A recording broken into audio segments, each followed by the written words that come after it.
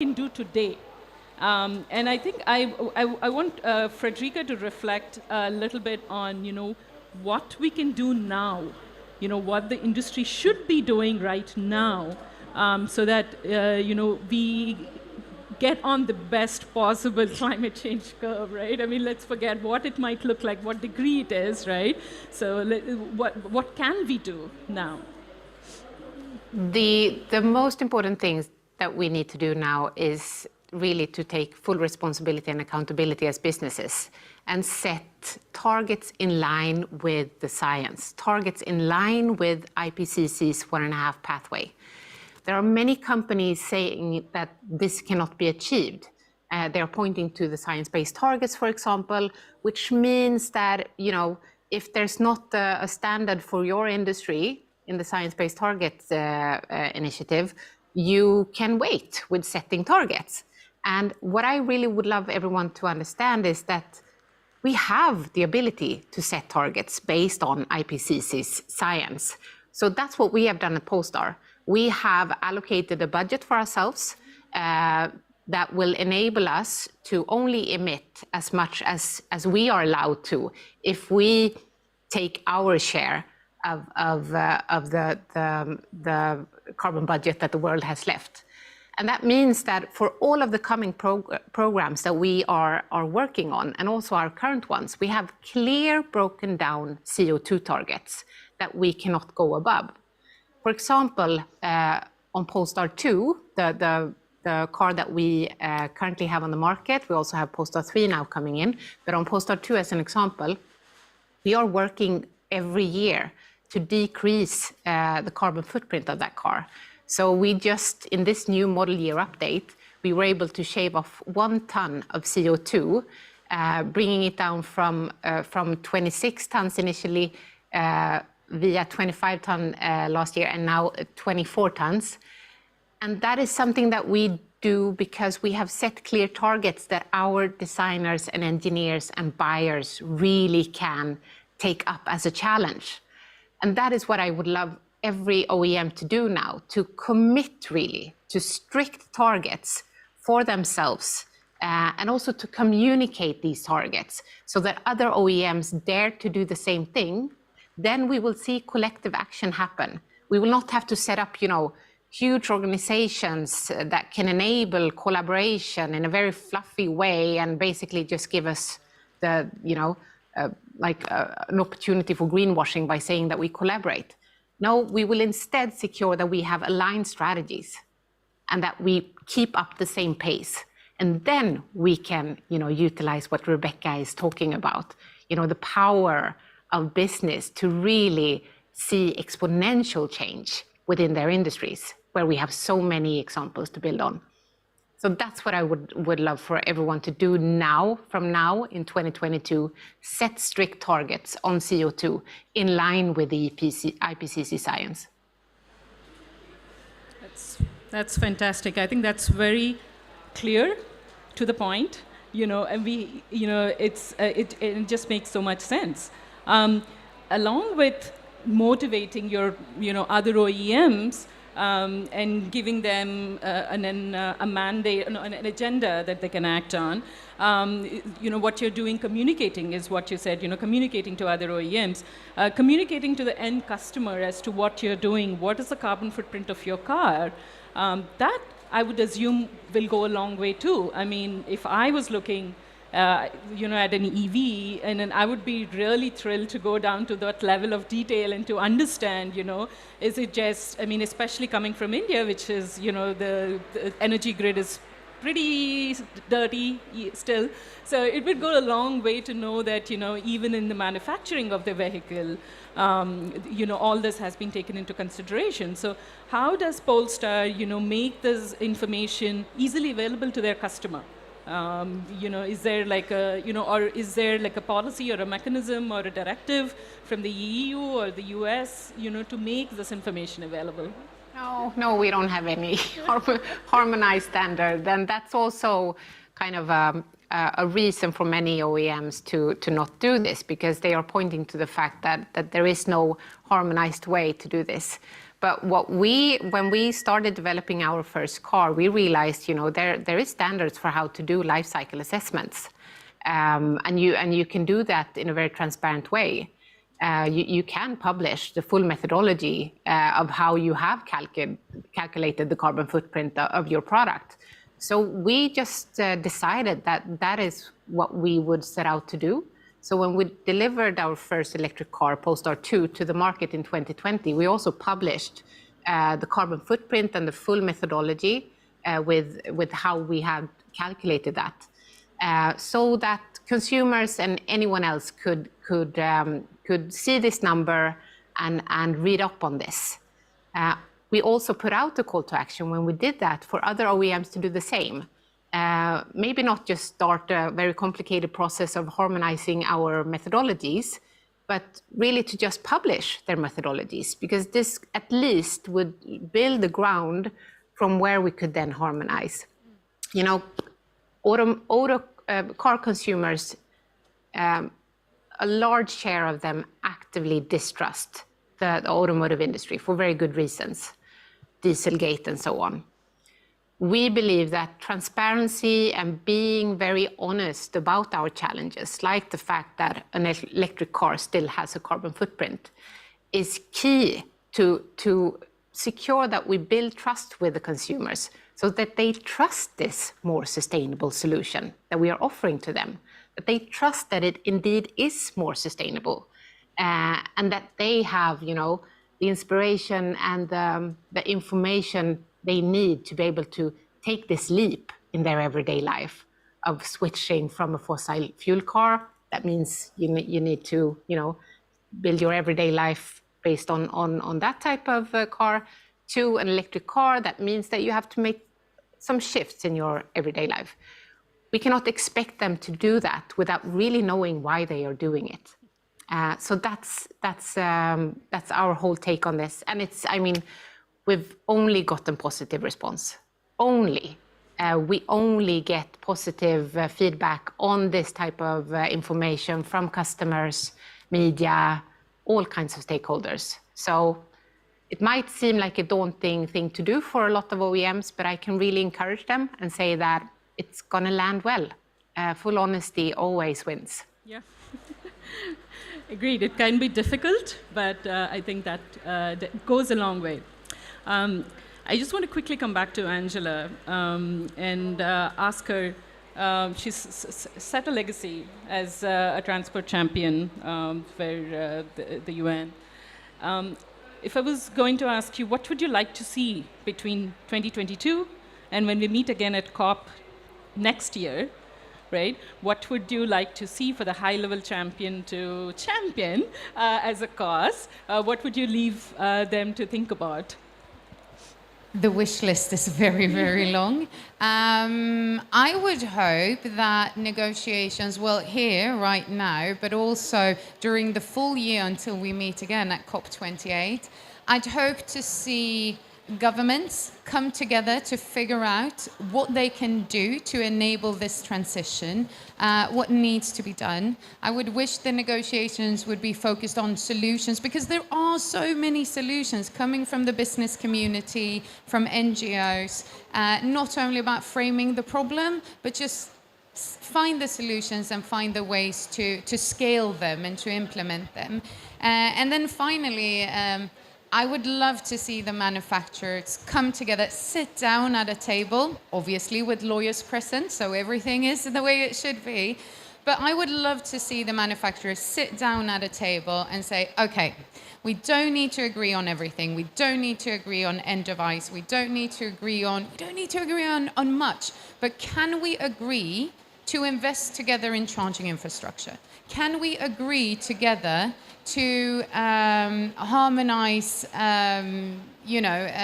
harmonize standards for LCA? Can we agree to invest in renewable energy? Can we? There are, of course, always things to agree on. Right. Let's do that. Let's not focus on what we disagree on. Let's focus on where we actually do want to work together and invest in that. Rebecca, do you want to come in? Is there anything that's sitting in your mind that you want to share? Yeah, I mean, the greatest thing about COP is what we do at home. So we have something to bring to COP, right? This is the thing all the time.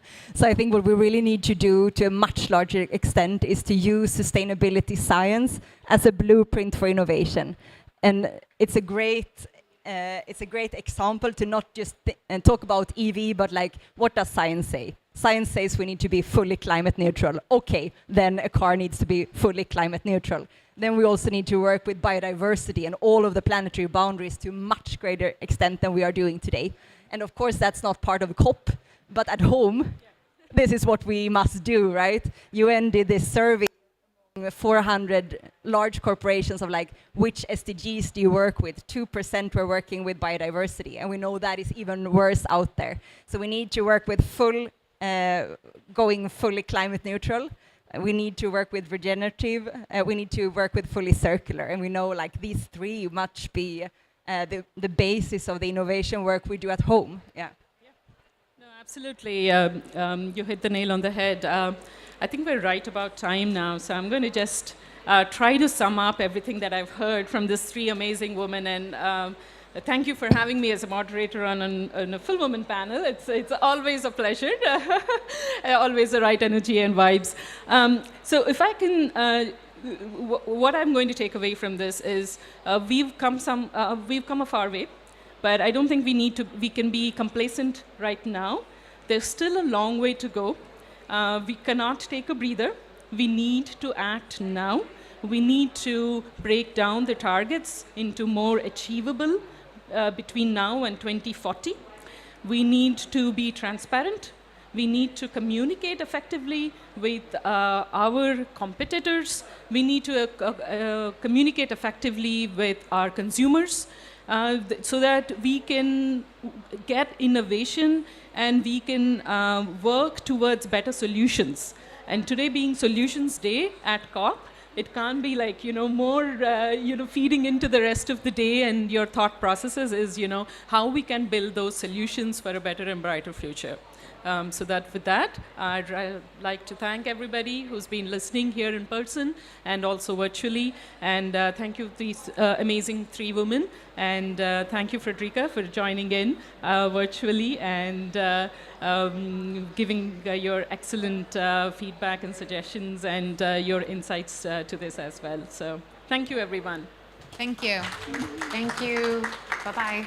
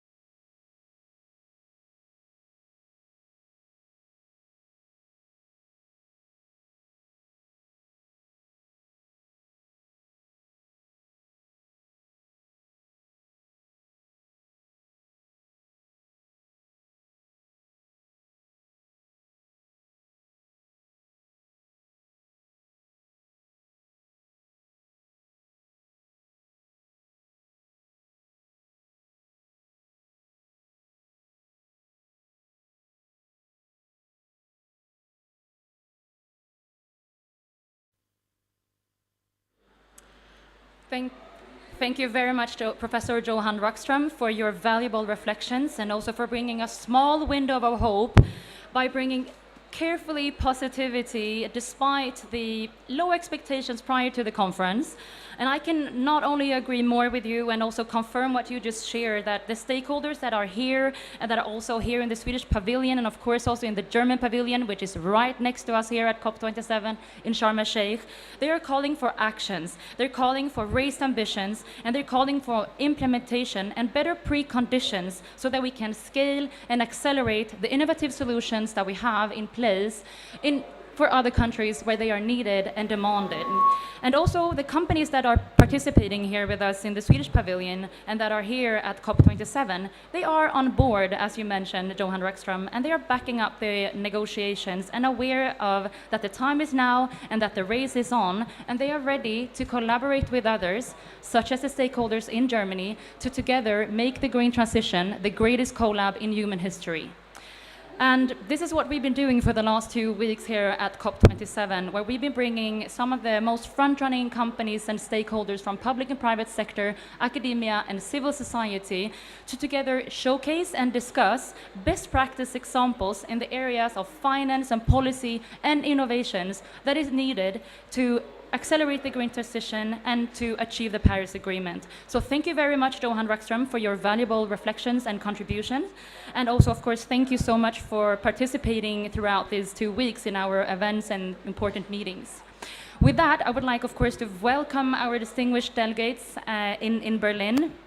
And I'm really happy, as I mentioned, that we've had the pleasure to have the German pavilion right next to us. And my name is Emma Maria Viking, and I'm Head of Sustainability at Business Sweden. And it's my absolute pleasure today to moderate this session on transition to a green and circular economy. And with me here in Sharm el-Sheikh, I have a distinguished panel with some pioneering companies. And I would like to first of all introduce you to Jan Svärd, who is the CEO of Easy Mining, which is an innovative company specialized in closing the nutrient cycles and also driving the new and circular material flows in a more efficient commercial way. I would also like to welcome Gilles Tesserand, who is the Vice President for Climate and Biodiversity at Tetra Pak. And Tetra Pak is a world-leading company with solutions for processing and packaging and also distribution of food products. Welcome. Last but not least, I have Pia Berglund, who is Director for Public Affairs at Einride, which is the Swedish mobility company that has not only pioneered the digital and the electric mobility, but also the autonomous movements of goods. Welcome to you as well. And Pia, you revolutionized the world a few years ago when you launched the first electric and autonomous vehicle on public roads. And also, quite recently, you entered the German market as the first market in Europe outside of Sweden. And tell me, what motivated that decision, and why is the German-Swedish collaboration intriguing to you? Thank you, Emma. Thank you for having us here. And of course, the most evident is, of course, Germany is being the biggest market in Europe. Of course, that is of big interest to us. But when we started our journey only 6 years ago, transforming the logistics sector, we started with some really brave companies. And these companies, of course, also have Germany as their home base, many of them. So, of course, we want to go with our customers where they are. I would say the third reason is, of course, that for us, you often say, go to America. If you make it in America, you can make it anywhere. That will, for the automotive industry in Europe, be Germany, of course. That's the home of the car, of the trucks. So, of course, that's an honor for us to come there and try to really influence and transform that market together with Germany, the German authorities and the German government, as well as with our customers. If we look ahead, Sweden next year will be hold the presidency of the Council of the EU, and Sweden will of course push a lot and drive the green transition agenda, which is also a priority for Germany, of course. And could you just elaborate a little bit what Einride possibly could support Germany in their green transition and also reach their climate targets and NDCs? So, as I said, when we started 6 years ago, and we have gone to Germany with customers. We have, just during this last year, I would say, of course, with the Ukraine crisis, found that the solutions we offer actually can, reduce emissions here now, 2022. I would say that governments have a bigger interest today in that question. It's not just a customer question. We can, by using data to make transportation sector much, much, much more energy efficient, actually say that. So I would say the interest for us in Germany from the government has increased. We are going to deploy charger systems around for heavy-duty vehicles around Germany. And of course, we are liaising heavily with the government, but as well as actually they're very, they really like to invite us as being partners and discuss with them, influence subsidy systems, regulation for autonomous. They'll be very, very welcoming to us as a company. And for that, of course, we would like to thank the German government. And it's been very welcoming, so I would like to express that as well. They're really pushing also EU ahead, I would say, when it comes to challenging some of the old legislations, state aid guidelines. So we like that. Indeed we do. Thank you, Pia. I will go back to you with more questions within shortly, but first I would like to turn to you, Gilles, at Tetra Pak. Tell me, how are you contributing to circularity, and what kind of future opportunities do you see to accelerate this agenda? Thank you. When you think of Tetra Pak, I think many people know our company because of the packaging, but today I will not talk about packaging only. I actually want to explain what we do, because we have a clear positioning within the food systems. We deliver equipments that manage to process oats into milk, as I've seen with the Oatly product there. We transform ice cream, even foie gras and cheese, right? So we have a responsibility within the food systems, and the way we are looking into circularity is not only about to think about the end of the package, it's really about coming back to the philosophy behind circular economy. And if you think about it, circular economy is about the efficient use of resources. So the lowest use of materials you can have, which is what we think about when we design new package. It's about the lowest use of consumables. So when our customers, thinking the German customers like DMK, Immer Goods, what we deliver is low water usage, low energy machine, so that we can bring the highest efficiency. So one concrete example is that we are right now pushing on the market solutions where our customers in the dairy world, in the juice world, plant-based world can reuse 99% of the water they usually use in their process. So that's a way to reduce the use of raw materials, right? And we push forward that philosophy around circularity also when it comes to ingredients. So we are working with Swedish startups, Swiss startups, Israeli startups to really rethink how we can use food ingredient waste into new raw materials that you can use in food, that you can use in cosmetics. So really the idea that we are pushing forward when we think about circular economy at Tetra Pak is reducing as much as possible the use of new materials and providing as many cycles as possible. So that's the footprint that we're aiming to have right now on the market, and having that mindset is challenging. It's a new way of thinking the business, but what matters is that it brings value across the whole value chain, and circular economy equals business growth, equals sustainability improvement all across, starting with climate. Thank you, Gilles. And also what Pia alluded to, that Germany is really pushing the circular agenda, and we have been talking a lot about innovation and of course finance and of course policies needed to scale the green transition and the circular transition and agenda. And what do you think is required to create a more enabling policy environment to continue to scale the circular innovations? Some of them you just mentioned. And I think when we listen to what is happening right now at the COP, obviously there's lots of discussion around climate per se, right? But if we look at all the pavilions that are around us, there's the food system pavilion here, there's the water pavilion there, so we start to see that But climate change is not about climate only, right? It's about sustainability overall. It impacts people. So what we are pushing at Tetra Pak is really pushing policymakers to integrate within the policy, within the NDCs, key criteria around the reporting, the measurement of food waste, of deforestation.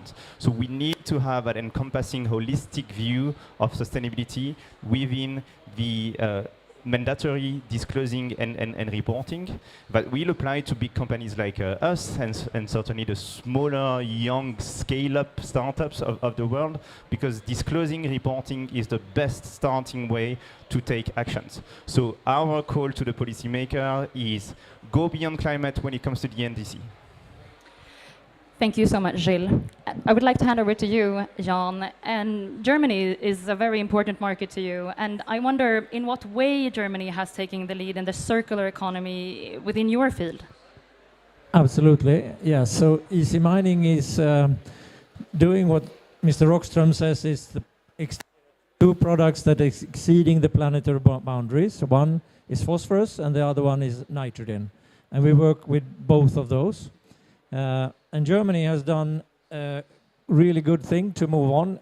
In 2017, there was a law installed in Germany that you have to recover phosphorus. But of course, they gave it to 2029, so quite a long time. But that, of course, triggered us to say that, okay, this is our first market to go in with a phosphorus solution. And we found a partner in Germany, is a big utility called Gelsenwasser, and we work very close with them to build a plant in Skopau, south of Berlin. Fantastic. Can you tell us a little bit more about that collaboration and other partnerships that you have in Germany? Absolutely. So and this is phosphorus, and you know, phosphorus is a really important raw material for agriculture. If you don't use it, then you know, plants and harvests will go down in production with 50% or so. And the problem, of course, in Germany, that they realized in 17 already, that they are importing 55% of this from Russia. And Europe only has 10% of its need produced in Europe, and that's in one mine in Finland. Rest is then important from the rest of the world. So this is, of course, good that they started early and gave it a long time. So very important issue. The other one I want to mention is nitrogen, which is a new solution for us. We have it in a demonstration plant in Denmark, but I think this is a perfect fit also for the German market. It is, you know, nitrogen is produced with gas and air as raw materials, so it's extremely carbon dioxide intensive. And also, when you use it in wastewater treatment plants, it emits laughing gas or nitrous oxide, which is even more potent as a greenhouse gas. So, you know, researchers say this is about 7% of the whole greenhouse gas emissions globally. So it's a big effort, and we have something that is going to commercialization next year. So we are looking for further partners in Germany, of course, which we think is going to be an important market, both in engineering and in plants. Fantastic. And it's clear that the innovations that you're describing is truly needed, and you see several opportunities, not least in Germany, to contribute to their circular agenda. But do you see any challenges or any concerns? Yes. So the issue is, of course, Germany has taken this, so sticks and, you know, carrots is needed for innovations. I think that is, somebody says you need to marry the negotiations with the innovations a bit. That would be a great thing for COP going forward. But, you know, for example, our phosphorus product, that is the cleanest product that you can do, much cleaner than the ones that come from Russian mines, much cleaner than the things that comes from Morocco. Is not allowed to use where it is best, like in animal feed and so on. And this is a legislation that was based on a linear system and, of course, from the 80s. So legislators need to think, you know, a whole legislation is built on that you should be linear, and legislation needs to be rebuilt to make it circular. Indeed.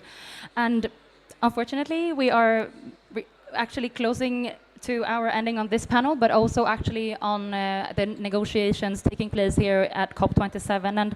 And Pia, you and your colleagues at Einride, you've been here for the 2 weeks that the COP conference has been going on, and you've been following, of course, the negotiations closely, and you also participating in a number of panels and meetings throughout these 2 weeks. Is there anything that stood out for Einride during these weeks? So I would like to touch on 2 points, and of course I think the most obvious one, because people sometimes question why you fly into these kind of conferences. You have an obligation to listen, and I think Mr. Rockström explained that very well, that we also taken the opportunity to meet with the civil society, we met with the UN Women, so I think that's an obligation you have to those people actually suffering from climate crisis.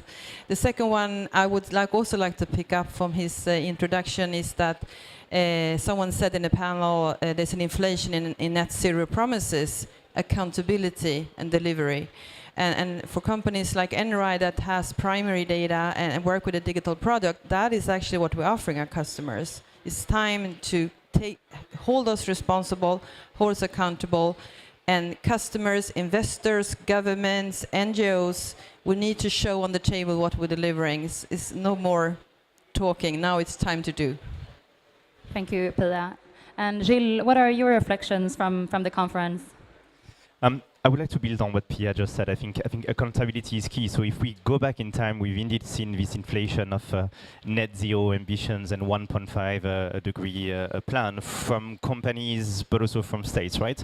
But I think everybody realizes that now it's time to actions, because when we look at the ambition versus the investment plan, we are not there. So I think that is something that we have kept on hearing. Now, if I take a step back and I think about Tetra Pak and again our business field, which is food system, I must say that I was glad to see how important the topic of food has been put on the table during that COP27. So there's not only 3-4 pavilion about that one, but I think we all have realized the impact of food system, which is 1/4 of the greenhouse gas emissions. It's a highly dysfunctional industry, because 1/3 of the food is wasted or lost at a time where many people suffer from malnutrition. So if we manage to fix the food systems, we will reduce a lot the greenhouse gas emissions. At the same time, we will have a positive impact on the communities, because that's also one of the key thematic that we've heard here. Climate change is not about climate. Climate is about people, communities, and businesses. The last takeaway that I want to put forward here is also that we have heard a lot about how nature and nature-based solutions can be part of the solutions. Because forest is actually the best natural way to capture carbon. We need to protect them, we need to restore them. And that's part of the theme that we have seen, and that is being pushed by the countries. So the deforestation pledge that many countries took last year, there has been a revival of that pledge from the 12 billion that were announced last year. Already close to 3 billion euros have been spent on the protection of the forest, and I think this is very key. So I started by talking about actions. Well, we start to see actions also on the side of biodiversity and nature, which I think is very critical. Thank you. Jan, what are your reflections from the conference? So I have also 2 then. One, of course, which is kind of interesting for me, there's been a few times on this. I see the Americans are really on this time. This is a huge difference compared to 2 years ago. They are around everywhere and challenging everybody to do at least as much as they do. So that's a new thing, at least for me. And I think that will help the cause a lot. If they are not on, it's not going to happen, my view. Then the other thing is, of course, we are here, and this position we have in this pavilion is quite good, because we have Germany next door, as you mentioned. On that side, we have a food pavilion. And on that side, over there is a water pavilion. So I think the understanding that, you know, it's not just about energy production, which is very important, but, you know, it's as much about production of products, and it's about recycling, and that this agriculture, food, water, you know, and nutrients is really there. And I hope it's going to grow to the next COP. Thank you for those reflections. And if I understand you right here, you are sharing a little bit what Rockström also said initially, that he's carefully positive from this conference. And the reflections are truly interesting and inspiring. But if throughout this now last hours of negotiations and of this conference, what would be your key messaging, and also that you would like these negotiators to think about? And also, what would you like the last hours of negotiations to focus on? Really shortly. Start with you, Jan. Yeah, it's of course very hard because we don't know what the documents look like now at all. So, but I think deliverables from Glasgow to now, I think that would be very important, and also this expanding role of climate gas reductions, that is not just about energy production. Thank you. Gilles. Well, I think you said it all. So I think it's about delivering. My message to the policymaker, to the negotiator, is that they can count on many companies, starting by the one that are present at Business Sweden, and I'm sure that in the German panel. So we are here to enable the transition. What we need is clear guidance. We need actually the legislations to make it happen so that we can all accelerate. So you can count on businesses to go to the 1.5 max, to go to net zero. That's my message. Thank you. And last words from you, Pia.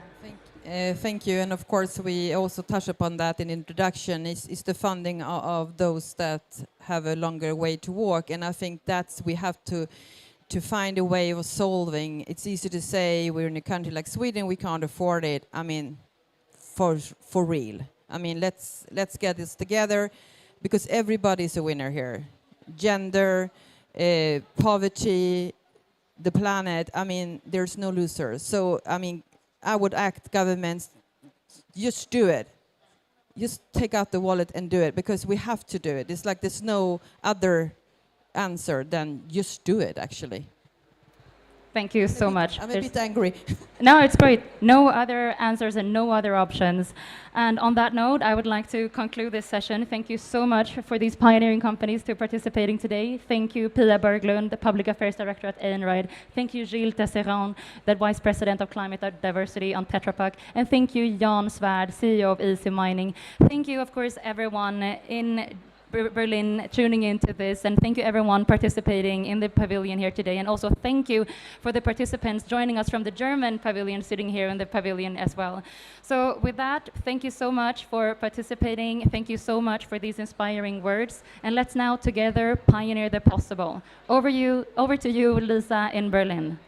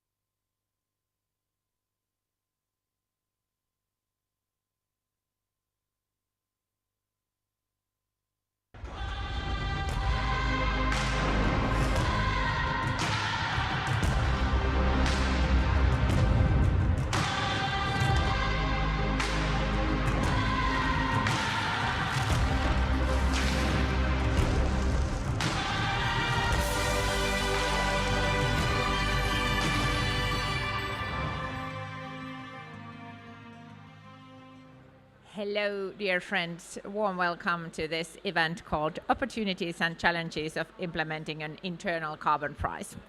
And special thanks for the audience at the home offices or offices around the world, but also, of course, for all the COP27 participants. My name is Tuuli Kaskinen and I come from Climate Leadership Coalition, and I'll moderate the dialogue today. The topic of today is carbon pricing, and that's of course something businesses have been saying already for years, that we would like to have a carbon price, we would like to have, if possible, a global carbon price. And at the same time we know that that's something to dream of, that's something to work for, but we are not yet there. So there are many different kind of carbon pricing systems globally under the work of governments and regions. But then there are also these internal carbon pricing systems we are talking today. So there are pioneering companies who have implemented internal carbon prices and having a look at how that supports the way to a zero carbon world. We have three great panelists here at the venue. Anders Kärberg is Head of Sustainability from Volvo Cars. Welcome. Sherif Tawfik is GM Sustainability MEA for Microsoft. And then we have Amir Sokolovsky, Global Director for Climate Change at CDP. Welcome all of you. And then we might have, at some point, yes, we have. Warm welcome, Peter Spiller, partner from McKinsey. We can hear you well and we can see you well, so that's great. Welcome. Hello to Egypt. Perfect. So let's start with Volvo. Volvo Cars has now been working with this topic of internal carbon pricing for a while, introduced a system, and probably we should start with the facts like, why did you do that? There are other ways to work with climate change within company as well, but how did you end up carbon pricing system? There are mainly two reasons. The first reason is to prepare for the future. Today it is almost for free to emit CO2. That will not be the case in the future. We foresee that a company, it will be expected from governments, from consumers and NGOs, and also from the financial market that you actually pay for your emissions. And we're seeing that already today partially coming. We have in Europe the ETS system, the emissions trading system, where it today costs 75 euros per ton to emit CO2. We see the Commission being very aggressive in their new policies, one being the CBAM, the Carbon Border Adjusted Mechanism, where they will put a tariff on imports to Europe to level out the CO2 footprint of a product. So the climate policy by 2040, it's likely that companies actually have to pay. The second big reason for doing this is to make a shift in the internal culture. If you put a price on something, if something costs, you get a lot more attention from all levels, all the way up to the CEO, when you talk about money instead of emissions. And maybe there's a third reason as well, and it's our experience at least that it works. It actually is effective. Quite good reasons to work with that. Globally, about 23% of carbon emissions is under some kind of pricing mechanisms. And we can think that it's not enough, or we can at the same time think it's actually quite a big part of the emissions globally. You are now bringing one kind of a little piece into that cake. How are you doing it? Like, what's the way, how the system with Volvo will be working or is working?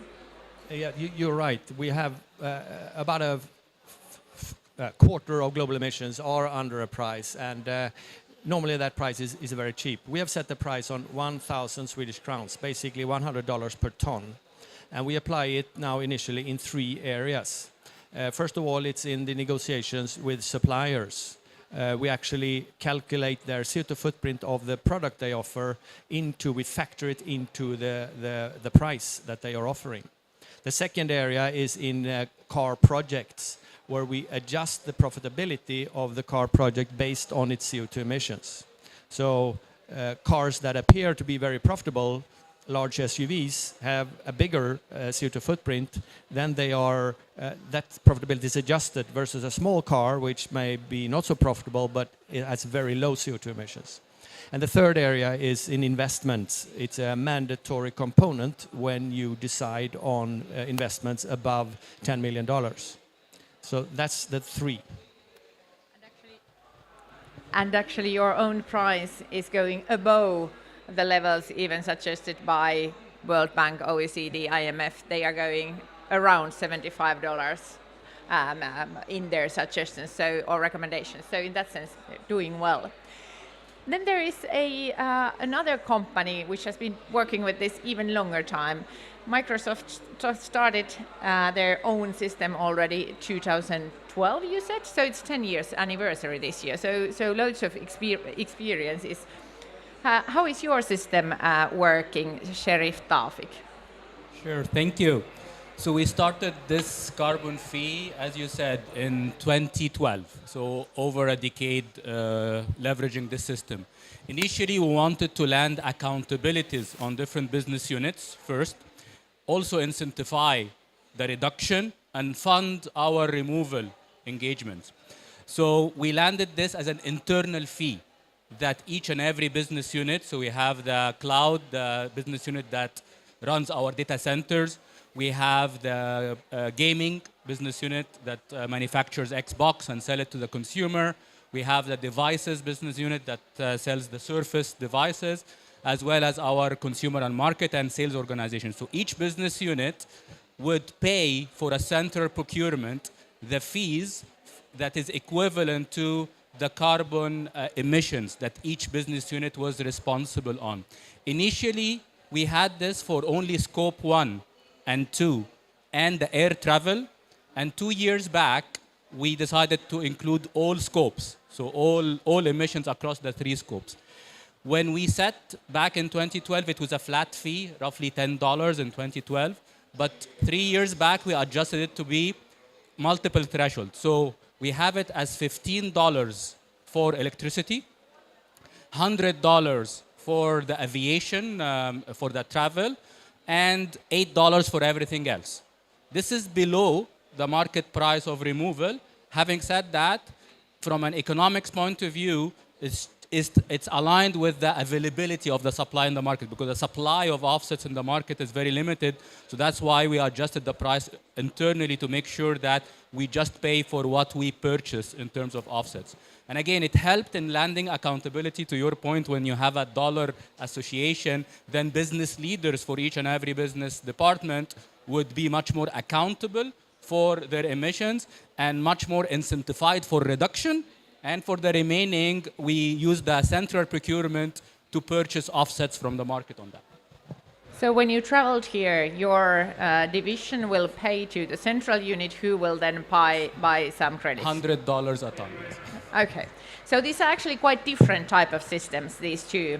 One the Volvo has and one for Microsoft. But in both cases, there is pricing mechanism in there. Peter Spiller from McKinsey has been working with many companies in these topics. How do you see setting an internal carbon price is, of course, only one mechanism for companies. There are probably you have a set of recommendations when working with companies and different kind of options. When is carbon pricing the right way to go, and when probably something else? I mean, price is obviously the determining variable to support or to steer supply and demand in any market-based economy. And the reason that we ended up where we are with climate change and biodiversity loss and pollution and so on is that there was no price basically to these actions. And hence, I think it is very important to state that having a carbon price overall is good, right? And it's good on a global level, it's good on a regional level, like we've seen in Europe, and it's good on a company level. In a company, a carbon price can help to put a clear value to emissions, or to actions that influence emissions, to guide decisions. We've heard that from Anders, guide trade-offs, and to elevate the overall awareness on like carbon as a currency, carbon as something that where there's value attached. Now, for a system, carbon steering system to be strong, a few elements need to be in place. I mean, the first one is that there's a real embedding into the decision-making processes in a company. Sourcing decisions, R&D decisions, pricing decisions need to be influenced really by the carbon price. So it cannot be usually just a shadow price. It needs to be some real internal fee, as we have also heard from Volvo and Microsoft.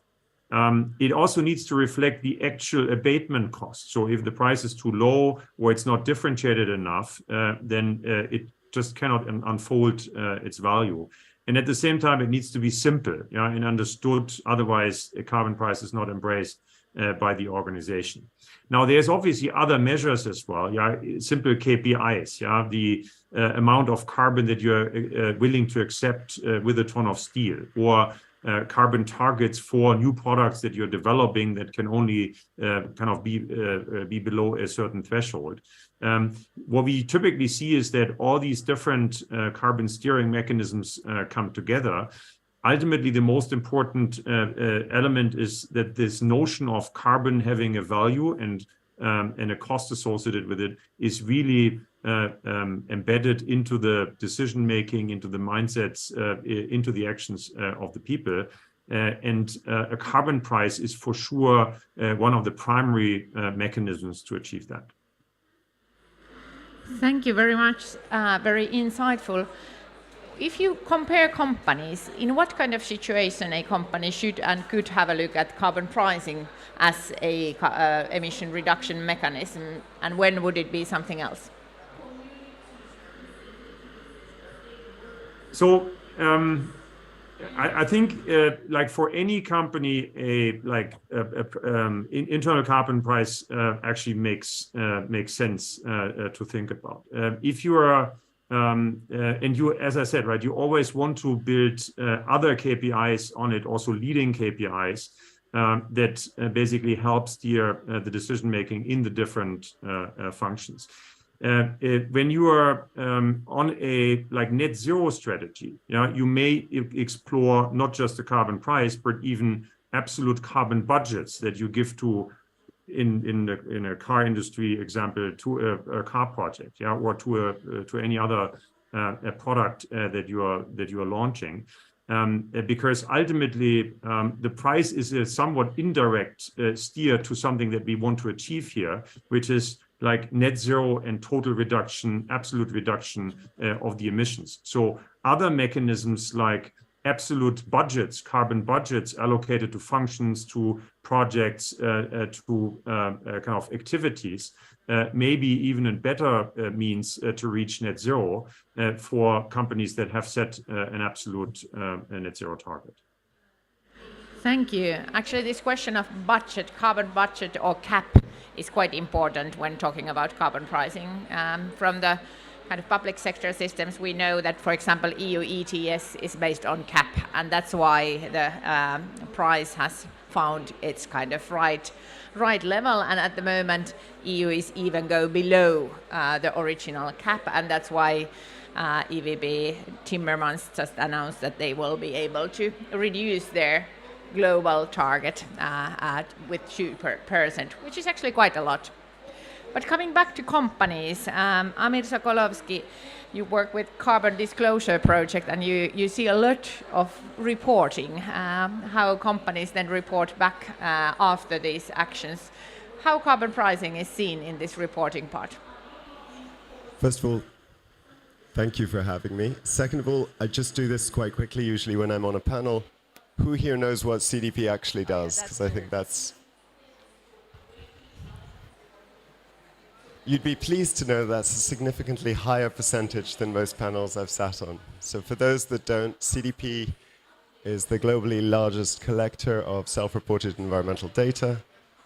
And to give context to what I'm saying, not as a plug for CDP, who is also an NGO and mission-driven, we had reporting in 2022 of over 55% of global market capitalization in terms of companies. To give that context, of 18,700 companies, it is an indictment of my aging and deteriorating vision that I can't actually see just by glancing down and actually have to pick up my notebook. I'm sorry. We have, in 2020, 853 companies out of 9,600 with an internal carbon pricing. And at the time, sorry to use numbers, 1,159 without, but we will in 2 years, which is an option they can put. In 2022, this year, 1,418, so a sizable increase, but of twice the number of companies. And so the percentage goes down, and planning in coming years is 2,237. The reason I give the numbers of both is to say that, and this is in context of other questions that I'm sure will come up, companies tend to overpromise and not always integrate what they say they will do. The numbers do not add up when it comes to how many have said 2 years ago they would have it within 2 years and actually have it now. I can continue, but there are more. I will let you. That's quite an important point, that you have to do what you say. How actually then carbon pricing kind of, in practice, how do you see and what's the way the reporting shows the carbon pricing? So the main points that we take is how much coverage is there. I'll skip the scope 1, 2, and 3. Most will say scope 1 out of those that are reporting. Of scope 3, 34%. But we don't compare the companies to say which do all three. So we have a separate question. 25% of companies, 360 only. So 25 of those that reported a carbon price say that they cover all scopes. That's the first important statistic. The second important statistic, I have a very impressive list of exactly why they use it and how they use it and what for. But the truth of the matter is usually for planning. Right? There are three main ways in which you can implement a carbon pricing. I call them past, present, future. So past is implicit price. How much does it cost me already so I know to calculate my steps? Present is a fund. I will pay $100 per ton and use it for a fund, certainty of funding. And future is a shadow price, of course. Most of them use it for planning, 70%. There are other subcategories. They all come to the same thing, investment in low carbon. There are other like behavior change that you've mentioned and so on. 64% is a shadow price. Only 18% is internal price. So. Thank you so much. There you can see that the mechanisms really vary from each other. Sheriff, we already referred to the fact that you have been working with this for 10 years. Quite many lessons learned during those years. What are your most important kind of learnings that should and could be heard by those who are thinking to do carbon pricing internally? I think the first one is definitely not enough. Carbon fee on its own is not enough mechanism to drive your accountability towards net zero. There is so many things that you need to consider while driving, to your point, behavioral changes within the organization. Product innovation. Your product has to be by design much more emissions friendly or less emissions. You have to also accelerate the push that you have on your suppliers to make sure that more and more you drive awareness, incentives, and taxation, if possible, on your suppliers. You have to also be much more deliberate in the reporting of that internally as well as externally, and being very transparent around it. And you have to tie it somehow to leaders' compensation. You cannot just expect behavior without tying it to compensation. Compensation drives behavior. So definitely as a vehicle, it's a good starting point, but there are so many other things that you need to drive within the company for you to really move the needle in the net zero journey. Would you do something differently? What should you have done differently? What? I think it's very hard for me to say what we would do differently. There is a piece of the earlier you embark on the digitalization of reporting and the automation of the reporting, the more accurate the data you will have. Hence, you will be able to charge properly on that. Because apart from having reliable, transparent, with high integrity digital reporting tools, then there is lots of estimation and proxy mechanisms for you to estimate the carbon fee. So the earlier you embark on digital technologies for the recording and reporting and be transparent about that, the better. Also, I think from a responsibility point of view, if in our case we use the fee, most of the fee actually for offsets purchasing, so we need also to acknowledge our responsibility to create the market of offsets, a market that is also reliable, and by pushing more and more the right standards, the right checks and balances to make sure that this market is growing at the right way and availing the right offsets and the right projects as well. I think this is something that big organizations has a responsibility to create the new markets of removals and offsets. That's actually a very important point. Also here, the Article 6, 6.2 and 6.4 have been in dialogues, and the good question is that how these systems link to each other, voluntary market and then the official market, and companies drive the market to be established. So very important point from that sense. So start early was probably the first very clear advice, and digitalize early the whole mechanisms. What we heard from CDP is probably clear, that it's through digital channels that this information comes to you. And we know from each and every sustainability head that it's quite a headache to them if it's not done like in easy way. But that's also true. It shouldn't be too challenging. If we go to back to McKinsey, you have seen several of these systems. This question of simplicity and how easy the system should be, you referred that already earlier.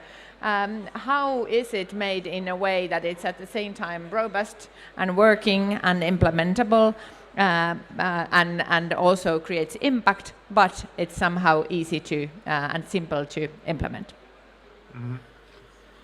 Yeah, so a couple of points on this one. I think the first one is that you need to be clear about your strategy and objectives for the internal carbon price. So the first question to answer is, what processes, what decisions are you trying to influence through your carbon price? Is it primarily sourcing decision making, where you want to make sure that the buyer basically is guided in her purchasing decision making by the carbon price, by the carbon content of what she is buying? Or is it the steering of an R&D engineer, an innovator in a company, kind of to guide in which way a new product should be designed? So being clear about these processes is in fact the first step to understand. And with this comes focus as well, right? Because there may be areas that aren't as relevant. We've heard the story from Microsoft where initially it was on travel and a few other categories. So focus helps to simplify, obviously.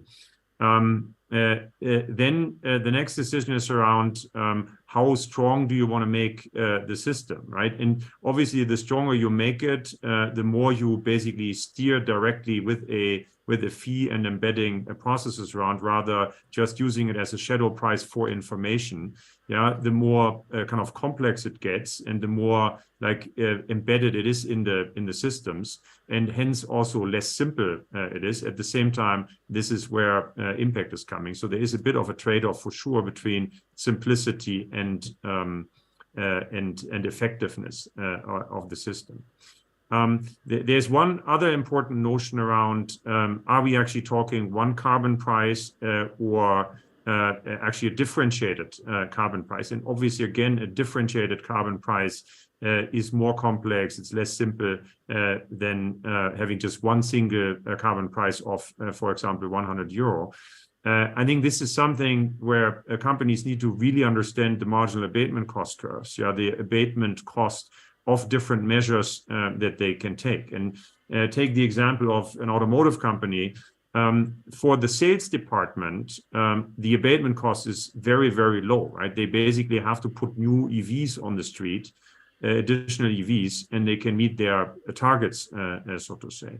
So the abatement cost there is relatively low. If you think about procurement, having to buy steel or aluminum in a green way, abatement costs are 200, 250, 300 euro. So very different abatement cost, and hence the need for very differentiated carbon prices as well in this context. So there is a bit of a trade-off between simplicity and effectiveness of the system, and getting this right really just requires thinking through what are you exactly trying to achieve, and then finding the right solution to it. Thank you. I think it took 20 years for EU ETS to be in place where it is right now. So this is really like a difficult question for not only companies, but for governments. And at the same time, hopefully, we have learned quite a lot from each other and each other's mistakes and successes in this journey. How does this sound for Volvo? Do you recognize these questions of what is challenging when creating the system, and how did you work with that? Absolutely, and also the experience from Microsoft here is fairly similar. For us, first of all, the most important aspect is to know your decision process and know when, where, and how to engage. And the best is to be as early as possible with coming in with a price. You can imagine selecting a steel supplier. It makes a huge difference if you do fossil-free steel versus conventional steel, and if those decisions of selecting suppliers are made very early. So you must get in very, very early. When it comes to decision processes, we have also more or less copied the process for deciding on cost. Follow the cost process and add on CO2. That has been simple, and everyone knows when costs are decided, and to follow that is actually a good advice too. The second complication we've encountered is is data. When you ask a supplier about the CO2 footprint of their component, they don't know. Large suppliers do, but they don't know. And then the discussion becomes very interesting, because then we give them a footprint and say, this is your footprint. And then they wake up and say, oh, is this too high or is it too low? So you treat cost and CO2 in the same manner. This also, of course, relates to your own competence of actually being able to determine the CO2 footprint of a component. That's not easy. So you have to early build up the competence internally with CO2 experts being able to estimate CO2 footprint of various products. We have hundreds of cost engineers that can estimate cost. We have, I won't mention the number, but we are about to get much more professionals, CO2 engineers, being able to do this job, and that's a fundamental thing in doing this. A third thing was also touched upon here. It is about the internal incentives. It must be profitable, or it must be a good thing to do internally. You should have incentives all the way from the CEO down to a project leader or on a project that CO2 matters. You're measured on it. Give me the number. And that's also helps the awareness and the progress of this. Another experience is that do not apply the same model, price model, across the company, because in certain areas it's the shadow price that is most effective. In other areas it's the cap, and a third area, it could be the fund. And I think there are even more variants on how to apply that. So it depends on where you apply it. And then also another advice is do not focus on the price. Set the price. It can be high, it can be low, it can always be adjusted. Don't prolong that discussion. And you see here from Microsoft, they have 3 different levels. We are one to simplify, and we may change that. Thank you so much. Very, very good points, and very also thoughtful in a sense that we all will learn from that.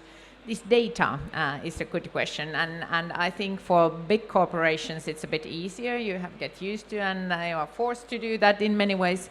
But of course, when you come to work with these smaller players in the supply chain, it becomes harder. CDP, how do you see that? How the whole value chain can be brought into this game? So I think, okay, cool. I think that's a very good question. So forgive me for leaning on the wall. I'm not trying to look cool. My back hurts. I apologize. I think supply chain is a very good question in 2 senses. First of all, SMEs, of course, within developed countries. But second of all, you mentioned CBAM earlier on. I think you mentioned it. And in emerging economies or developing countries, that becomes a significantly harder question of how do you collect the data upon which the carbon price is based. So CDP is very deeply involved with an SME hub. We've piloted for 2 years a simpler questionnaire. The same is true for SMEs, and the same is going to be true for developing countries. At the same time, I do appreciate the fact that many times modeled emissions are used. There are growing initiatives for those modeled emissions, and they're improving over time. They're far from being perfect right now, but they are definitely improving as time passes. I did want to mention something else, if I may. CDP works from the concept of the masses like devils and angels. So 20% of companies are angels, and we stand with them. And 20% of companies are devils and don't want to do anything. Most of CDP's impact, and I think most of us are aiming at the 60% in the middle that are neither angels nor devils. And it's important to say a few of the gaps that we have recognized that exist within them that I'm going to attribute neither malintent nor good intent.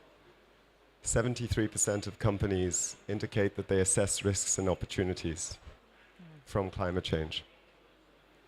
3% incorporate that into their finance. 35% do it in their risk and opportunity assessment, quite often because they can't.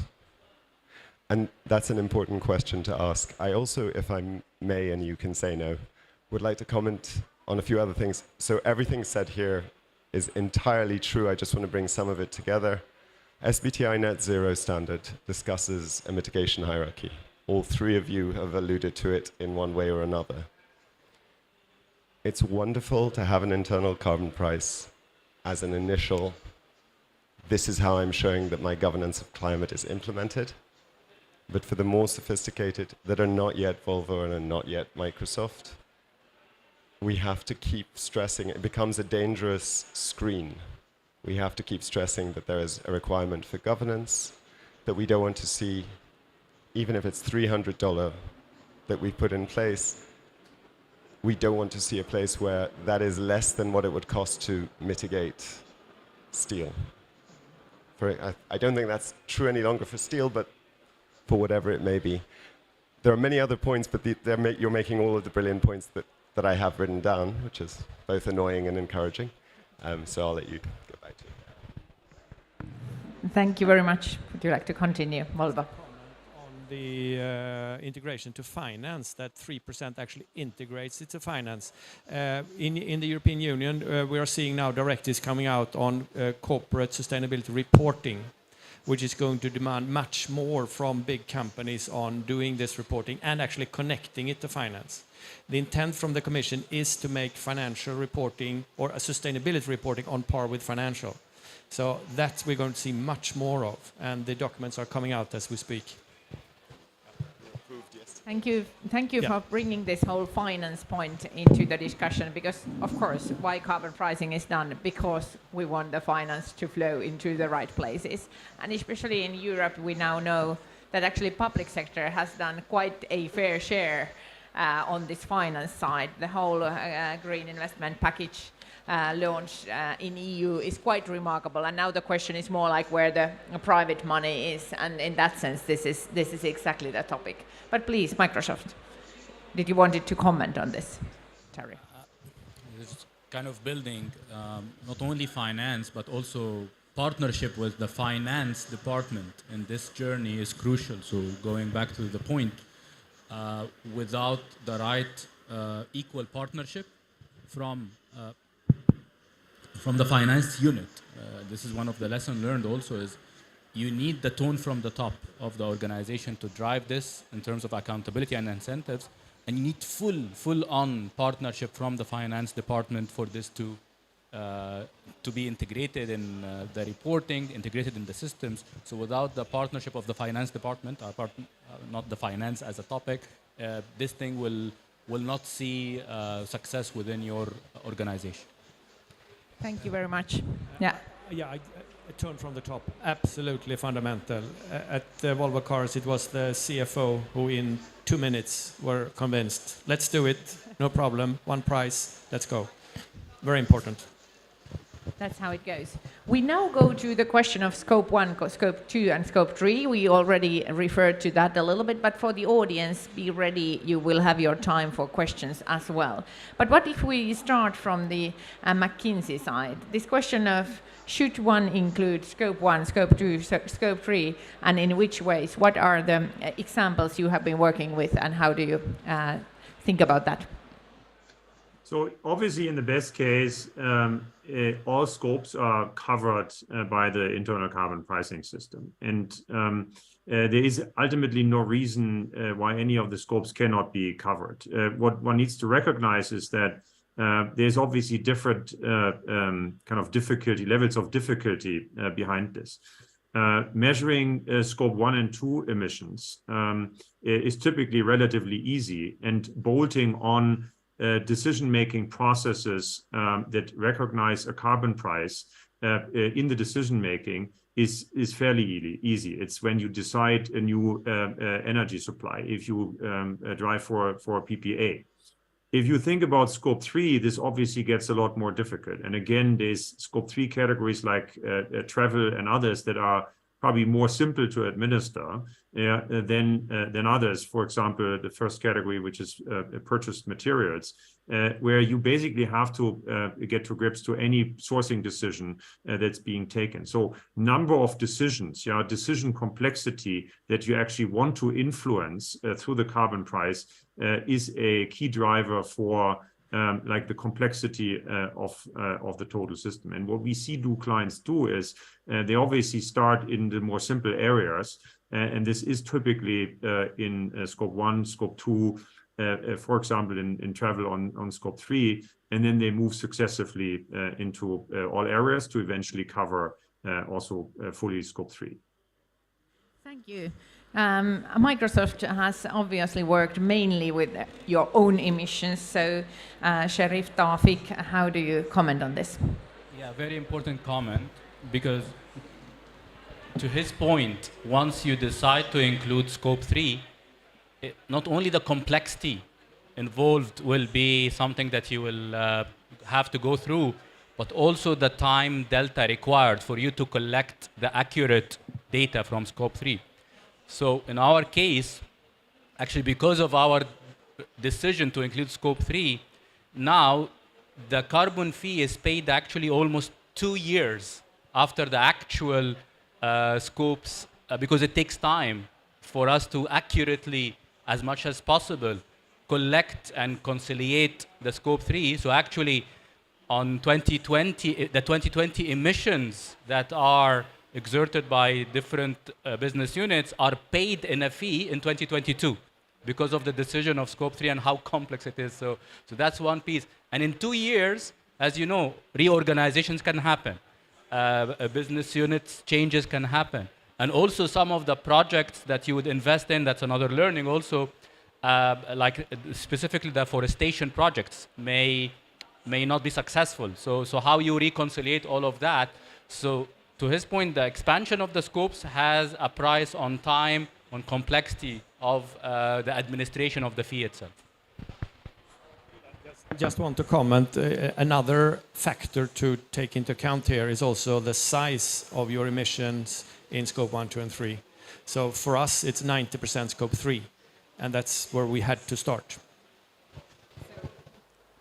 So that's also why Volvo has already, like from the beginning, included the scope 3 emissions to the system. From CDP, I think you shared some numbers with us. Can you? There were so many numbers that probably, if you repeat the scope 1, 2, 3 numbers. Breaks my heart with a history degree to be told I'm using so many numbers, but it's true. No. I appreciate it. No, it's good. Scope 1, 91% of those reporting. Scope 2, 77%. Scope 3, 34%. Theoretically, we could stop and say if you're reporting scope 3, you're probably doing 1 and 2, but the truth of the matter is that responding and saying they do all 3 are just 25%. So those were the numbers. I just also want to continue and answer something said before. There are two things that Microsoft is obviously a leader in the field, and we work with you in RE100 and many other fields as well. But we often hear the context of offsetting. And to us, carbon pricing creates that challenge. Again, going back to the mitigation hierarchy. I'm not sure we want that many carbon markets created. We want biodiversity markets created and things like that. And often a high price like that, this is not about Microsoft in any way, shape or form, but would allow companies knowingly or entirely unknowingly to concentrate on one problem instead of another. And the other point that I wanted to say is the 80-20 principle that we're all aware of. I agree SMEs have a harder time and we should try and help them be precise. But the truth of the matter that a sophisticated instrument that requires high capacities would still be better in terms of the percentage of impact on the atmosphere, because it is those bigger, more sophisticated companies that tend to impact the atmosphere. Thank you. How about Microsoft? What would you like to comment on that? 100% agree. Mitigation and reduction is the responsible way to approach that. But this is where we go into, again, the nuances of scope 1 and 2 and 3.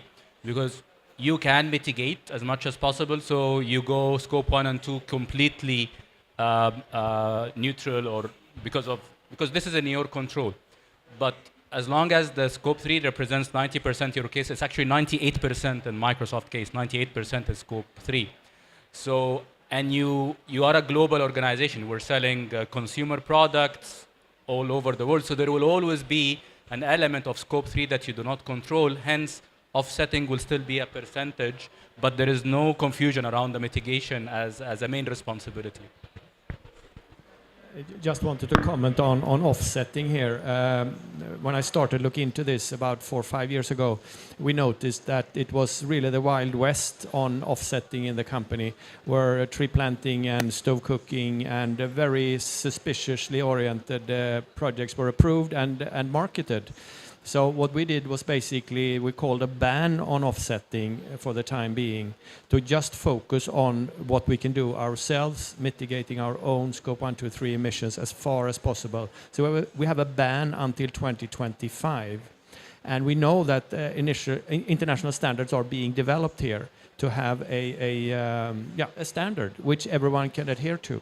And the next thing that would be great, just finishing on that, would be that we had in the future a scope 4 in the greenhouse gas protocol, where we can actually account for and get credit for proper offsetting.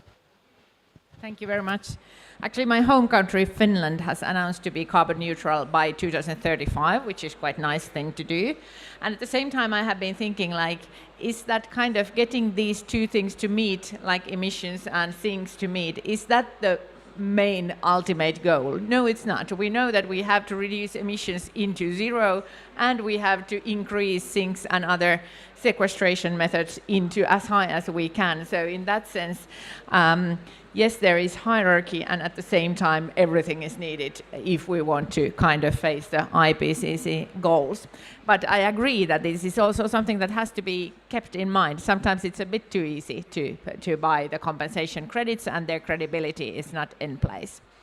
Dear audience, do you have anything to ask or comment or add from these distinguished speakers we have here?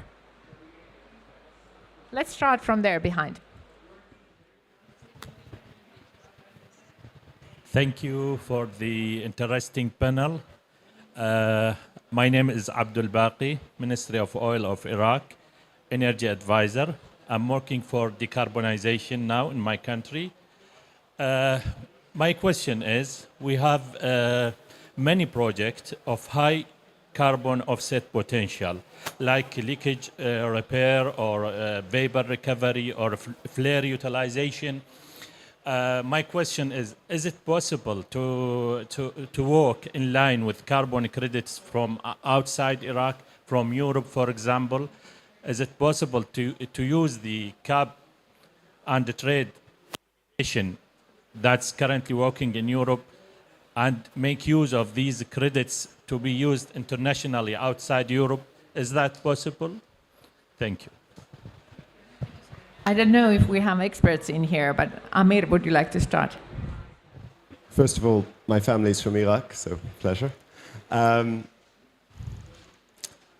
recently spoke to my team about this, and the answer is that anyone that gives you a clear, strict answer about carbon credits is wrong, whatever the answer is, because they're a mess. And I say this without pride. I helped negotiate Article 6 for many years. It is possible to use some of them, but I would suggest something else as well. Our biggest effort, I'm not talking as CDP, I think globally, one of the bigger efforts, especially in emerging economies, is to try and disconnect carbon from finance. So projects that are based on avoidance, which is, I think, what you're discussing, should, on the one hand, be more limited, which would limit one source of finance, but projects that are aimed on longer term, such as conservation, biodiversity, and so on, would have a longer term viability, in theory, in an ideal world. But to answer your practical question, there are so many ETSs that the answer will probably be yes. Some will be limiting external. There's agreement between Switzerland and Peru, for example, that limits external. Some countries buy explicitly and directly.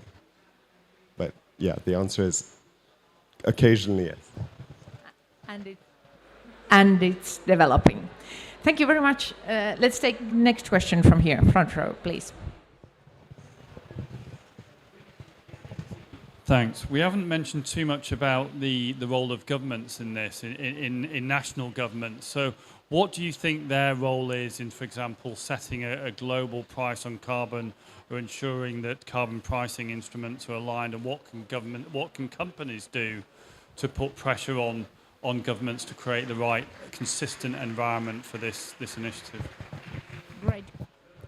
Great question. Thank you very much. And what if we take the third one right in row, and then we can answer to both of them?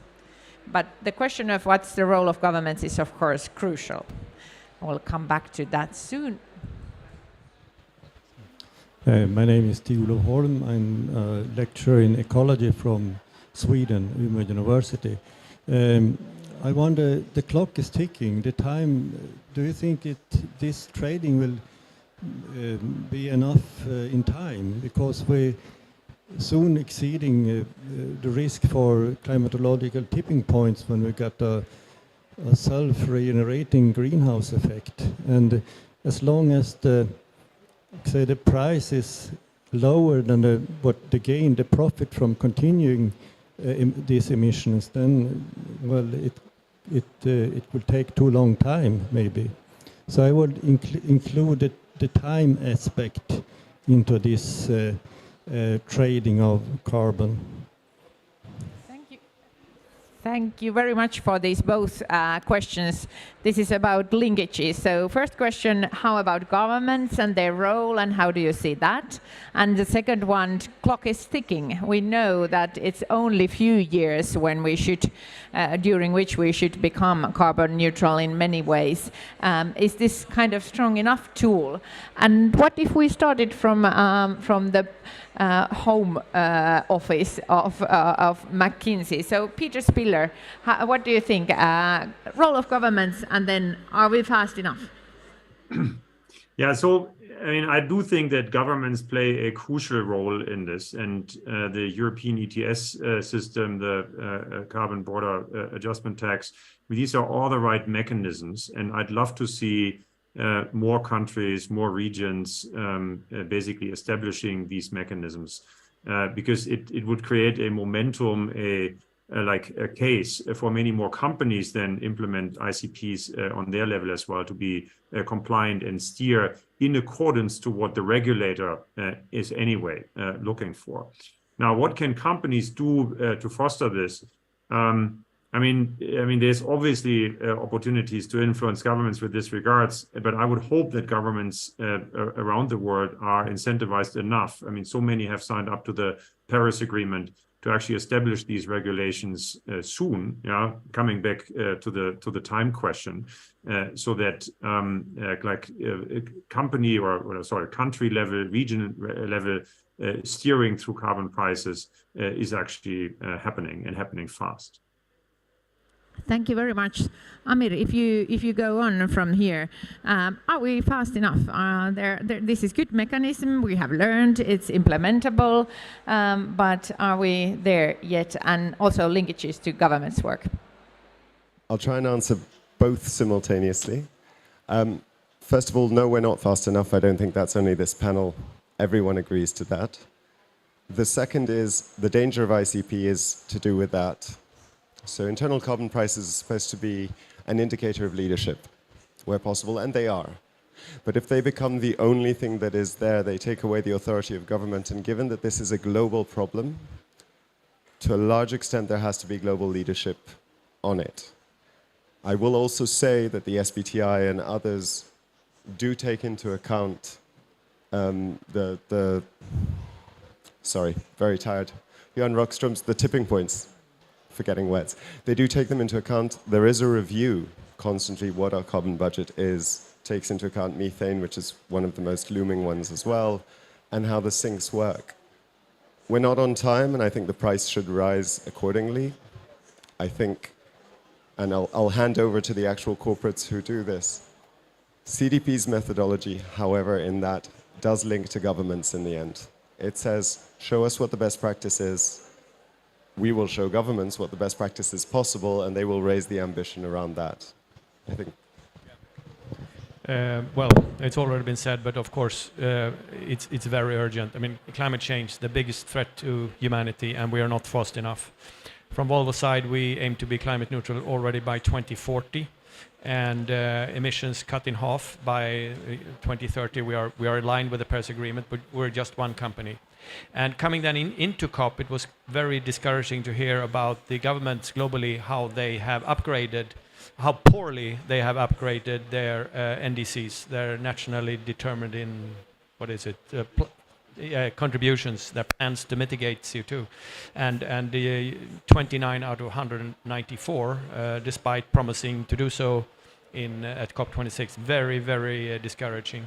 We'll hope that COP26 will bring something, of course, but no, governments are not doing enough, and risk to be overrun by business, actually, because business and the financial market are pushing harder on this in some areas.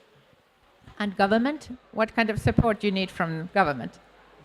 I mean support, well, not support, but collaboration. Well, on carbon price, ideally agree on a global price. Right now, when you look at the pricing that exists, in the EU, it's probably the highest. If you go to China, it's 10% of the European one. And then you have all kinds of things in between.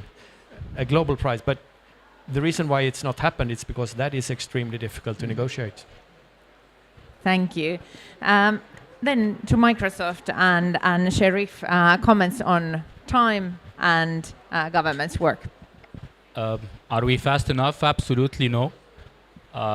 We need much more faster commitment from organizations and governments to set net zero targets, to tax those who are not achieving it, to provide the incentives to those who are achieving it faster. Disclosures, regulations need to be there across industries, specifically the most emitting industries. So more and more governments need to accelerate their commitments towards certain dates, like what Sweden did, and even pull the dates before 2040 and 2050 and 2060, because it seems like we're leveraging the luxury of time for the net zero, but we can get the commitments faster than this. And for big organizations like Volvo, Microsoft, and the rest to lead the way. So in our case, we announced that by 2030, we will be carbon negative across all scopes. And the other milestones is by 2050, we will leverage the carbon negative element to remove all historic emissions since our inception in 1975. So by leading the way, we're creating a market, we're pulling our suppliers, but definitely governments are crucial for the regulations, taxations, incentives for this market to accelerate the pace and the speed. Thank you very much. And actually quite many Nordic companies signed a letter to the governments over last week and to say that we have to keep with 1.5 degrees because the predictable market, the predictable environment is what the companies are needing. So that's not fast enough, but it's at least one step towards that. Dear friends. Just a comment on what Microsoft just said here. Removing historical emissions. It's extremely ambitious, and it's an example for all companies that we are listening to here. Very, very good. Thank you. Perfect. We are about to finalize this discussion. It could continue afterwards, but we have been talking about leadership, and I think it kind of started from all our speakers from the idea that you have to have clear focus, clear KPIs, and from that you then roll the methods to run your internal carbon price. But let's do a final round. One thing you want this audience to remember from your experience or for the future while creating carbon pricing, internal or external carbon pricing, what's the thing everyone should remember? If we start from Volvo, because you invited us here. It starts from the top. If the management is convinced, it happens.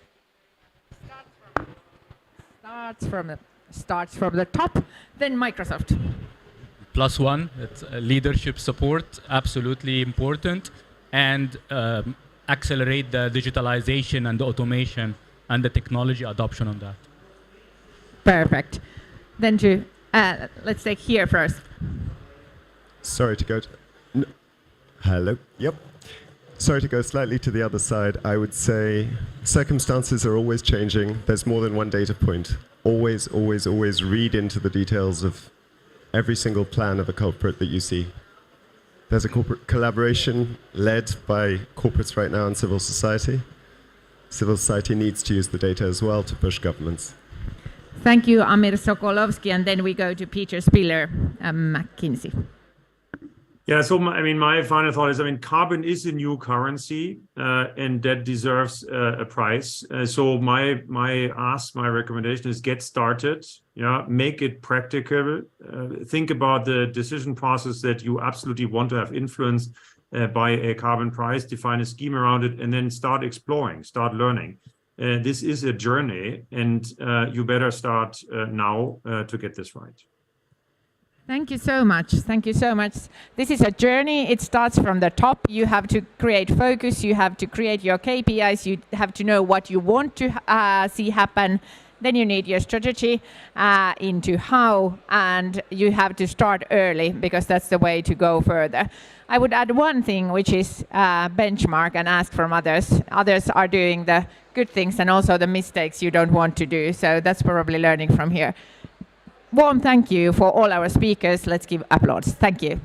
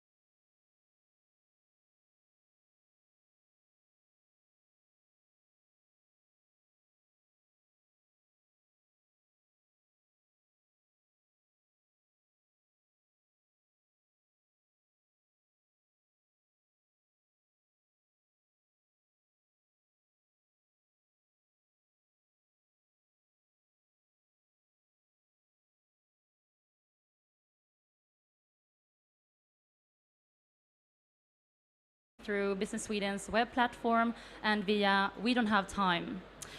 Over the last 2 weeks here at COP27, we have broadcasted more than 60 events here in the Swedish Pavilion, and we have also hosted countless of meetings. And we have gathered some of the most front-running companies and stakeholders from public and private sector, academia, and civil society, and we have together discussed and showcased best practice examples in the area of finance, policy, and innovations that are needed to accelerate the green transition, to pioneer the possible, and to achieve the Paris Agreement. My name is Emma Moder-Viking. I'm Head of Sustainability at Business Sweden, which is a Swedish Trade and Invest Council. It is my absolute pleasure today to moderate this fireside chat on the topic global uncertainties and the role that technology shifts can have and play in making the world better, today and here and now. Because on top of the agenda here at COP27 is to find solutions that radically can speed up the green transition and to bend the curve of emissions. And to do that, we need new innovations, and we need to rethink systems, and we need solutions, innovations that are bold enough to make a real change and difference. Not least in the sectors that are emitting a lot. One of them being the transport system and the transport sectors. And I cannot think of many other people in the world that I think could be more suitable to discuss this topic than the founder and the CEO of Einride. Welcome, Robert Falk. Thank you. It's an absolute pleasure to be here, or in a vertical existence. We're very happy to have you with us. And Robert, the transport industry, it has been the same for almost the past 150 years, and it corresponds for a large amount of CO2 emissions globally. And a few years ago, you and Einride, you revolutionized the world when you launched the first ever, not only digital and electric, but also autonomous vehicles on public roads. And this was clearly a very impressive milestone, and it's also a great example of a disruptive technology that is changing the current transportation system. And just yesterday we had the Minister of Infrastructure in Sweden who are also highlighting some of the most front-running pioneering companies from Sweden that are needed for other countries to transform their transportation systems. And he specifically emphasized and pointed out Einride being one of those transformers. So clearly you have innovative solutions in place. You have reached several interesting and very important milestones. But last time we spoke, and last time when you were at COP26 in Glasgow, I mean, we have seen a kind of a radical shift also when it comes to the increasingly, I mean, characteristic of higher degree of uncertainty in the world. And I wonder what these uncertainties mean in the transformation towards a more green and sustainable future. It's such a great question, and I think that foremost is like we are very grateful to be visualizing what the future potential could look like. We see this as entrepreneurs to showcase what could possible and what can be done with existing technology. We have to keep in mind that the transition and addiction that we have to the existing system is something that we all are dependent on.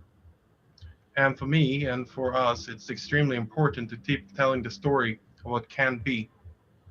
And it's even more important in troublesome times, in an era where we at the core need to decide what kind of future we would like to see. And it's so easy when it gets tough, for once we actually are challenged with a narrative, to go back what was old and familiar. But at the time, it's even more important to make the future happen. And Robert, what would you say, I mean, is most pressing among the uncertainties that we're seeing today? Now, of course, we need to showcase and also decide what kind of future we'd like to see. I mean, it's so easy that we put our attentions elsewhere, and that we don't understand that one of the main reasons for the uncertainty in the world is that we don't have made this transition. I mean, if we go back to the 70s, one of the most important outcomes of the 70s was that we didn't no longer heat our houses in Sweden with oil. Before that, it was norm that everyone has an oil pan that was heating the houses. Due to the energy prices and due to the turmoil in the 70s, we made that transition. That means that we are spending less fossil fuel to heat our houses. And I mean, if there comes anything good out of these years, it will be that we actually make this transition, and we need to make that decision and stay the course in making that change happen. And last year, Robert, you were also talking about the transformative power of technology. And how can technology help overcoming these uncertainties that you were mentioning? No, but it's like at the core, technology is helping to build a better world. And I think one of the biggest trends in technology is also distribution of technology and energy sources. We have solar cells, we have windmills, which is becoming a more and more decentralized way of doing it and reducing energy. In that, we also become more resilient as a society.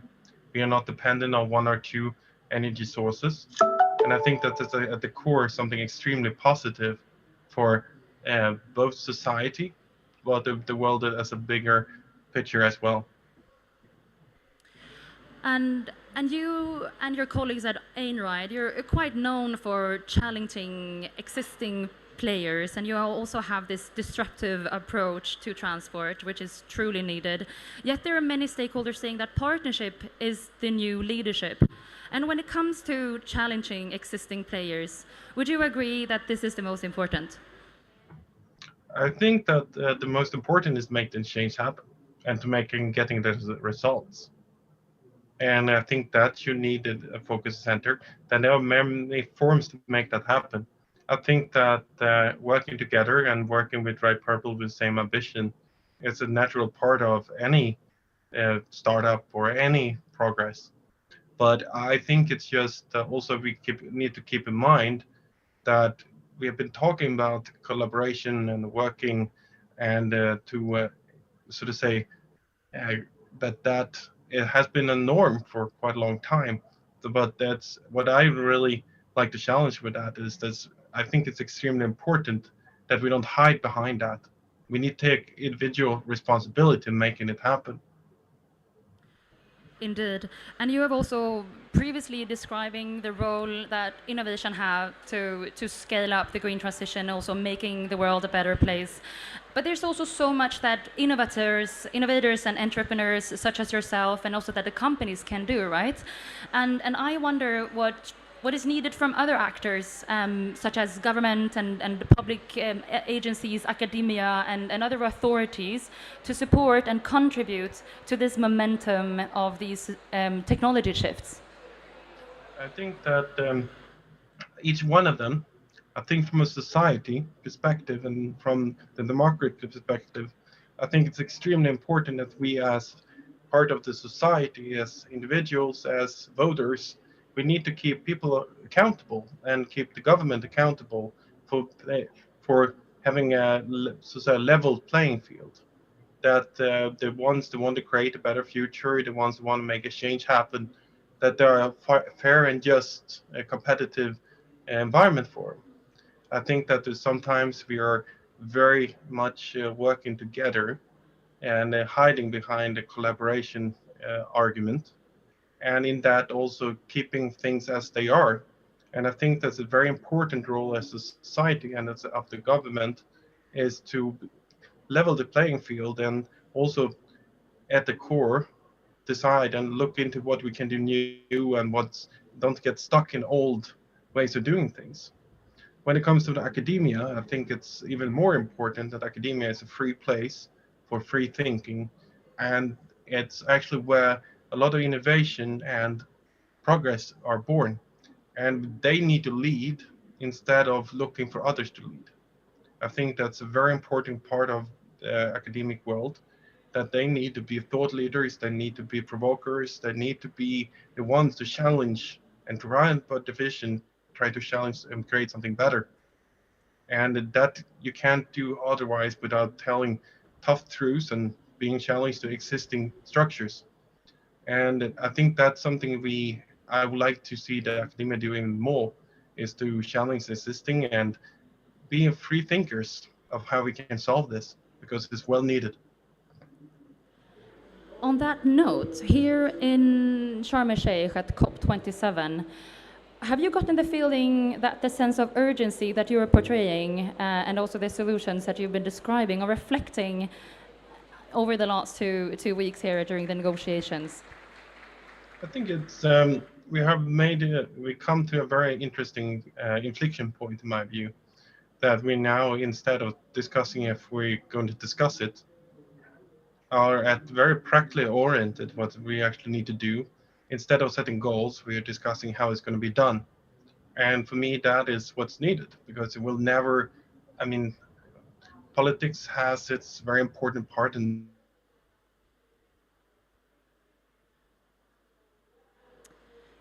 We are currently facing some difficulties with technology here, and that's life, right?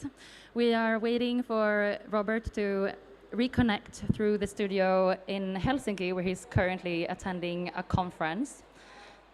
So we will wait for Robert to reconnect.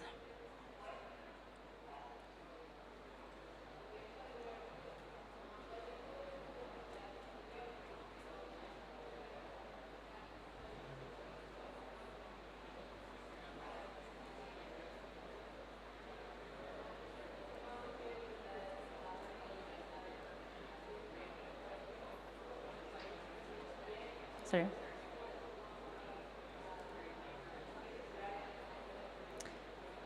For those of you who are tuning in online, we're currently having some disconnections to the streaming to Robert in Helsinki. We're currently waiting for him to be connected once more.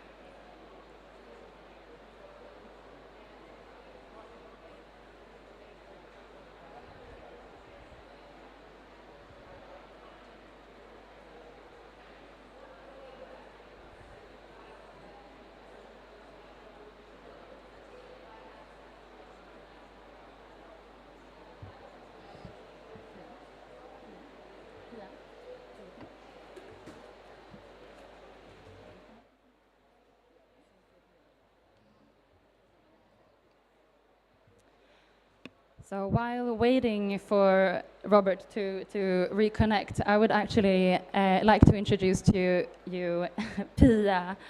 You are the head of governmental affairs at Einride. Perhaps I can ask you some of the follow-up questions that I had to Robert, and let's see if Robert will be able to be Hi, connected. I'm here as well. Okay, wonderful. The best of two worlds. No, it was something weird. I think we got kicked out by the host there. I apologize for that, Robert, because you're more than welcome to stay with us. So I didn't really catch the last thing you said, but I don't know if you would like to just repeat the last thing you said regarding the urgency. If you see that the negotiations here are reflecting the urgency that you have been discussing here today. I think that what I'm saying, I think that we are now in a different phase.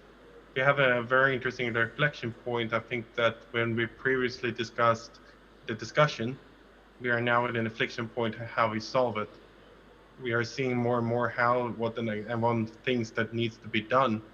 And I think that the last couple of years and events has made it even more. We've left the discussion about the discussion, and now we're in discussions of how to get this done. I think there are people all around the world that making this change happening now. And I think that we are in a beginning of the major shift. And when we go back forward in a couple of years, will look very different in these discussions. We will discuss also how we can spread technology and how we can help and utilize this transition to build a better world as well. And now we have, my view, we are making the market and the overall economy is making this change happen. And politics has a very important part in setting the playing field. But there are so many people around the world now making this transition happen. And I think that we are still a lot of work to do, but I think that we are actually in that very important inflection point where we are maybe stopping panicking, because I don't think that this is a time to panic. This is a time to get to and do actions, and not to protest, not to go out and glue yourself to something, but to get to doing. There are engineering to be done, there are factories to be built, there are mines to open, there is a transition to make happen. And then now is the time to get that done. And I think that my takeaway from most of this is that the discussion about the discussion is ended, and the protest about not happening a thing, because there were plenty of opportunities to make this change happen. And now I think that my view is that what's now in the focus. And Robert, if you could wish, what would be the single most effective decision to make here at COP27 in making the world better? That we stop subsidizing the existing system. And I can't help but wonder, something that has been striking me the past days when we've been here at COP27 and discussing with the pioneers such as yourself and your colleagues at Einride and your fellow pioneers, I can't help but wonder, what do you think would happen and what do you think would be the outcomes if you and your fellow pioneers that have been joining us here in the Swedish Pavilion would actually take the chairs and sit in the chairs of the negotiators? What do you think would be the outcome of the negotiations here at COP27? I think that from my perspective, first of all, we would stop subsidizing the existing systems. I think that leveling the playing field for the new and competitive solutions that actually already exists would be one of the major outcomes. The second part will be that will be an extremely action-oriented meeting with high focus on what needs to be done. Like I said, there are factories to be built, there are windmills to put up, there are solar cells to install. There are so many things that we need to do over the next 10 to 15 years. And there's only one thing to do it, way to do it, and that's actually doing it. And that would be the outcome of that meeting. Thank you very much, Robert, for those inspiring words. And on that note, I would like to conclude this side chat with you. Thank you so much, Robert Falk. You are the CEO and founder of Einride. And thank you also for your fantastic team that has been here throughout these 2 weeks, that have taken numbers of meetings and been participating in several panels, also addressing the same both opportunities and urgency that you've been addressing today. So thank you very much, and also thank you for everyone who joined us online. We apologize for the difficulties in terms of the technical issues today. Thank you also everyone who visited us here in the Swedish Pavilion. If you wish to learn more about Einride and other Swedish pioneers, please visit us here in the Blue Zone in the Swedish Pavilion at COP27 and visit our webpage on Business Sweden's webpage. Thank you very much. We look forward to work together and make the green transition the greatest collab in human history. The time is now and the race is on. Together, let's pioneer the possible. Thank you.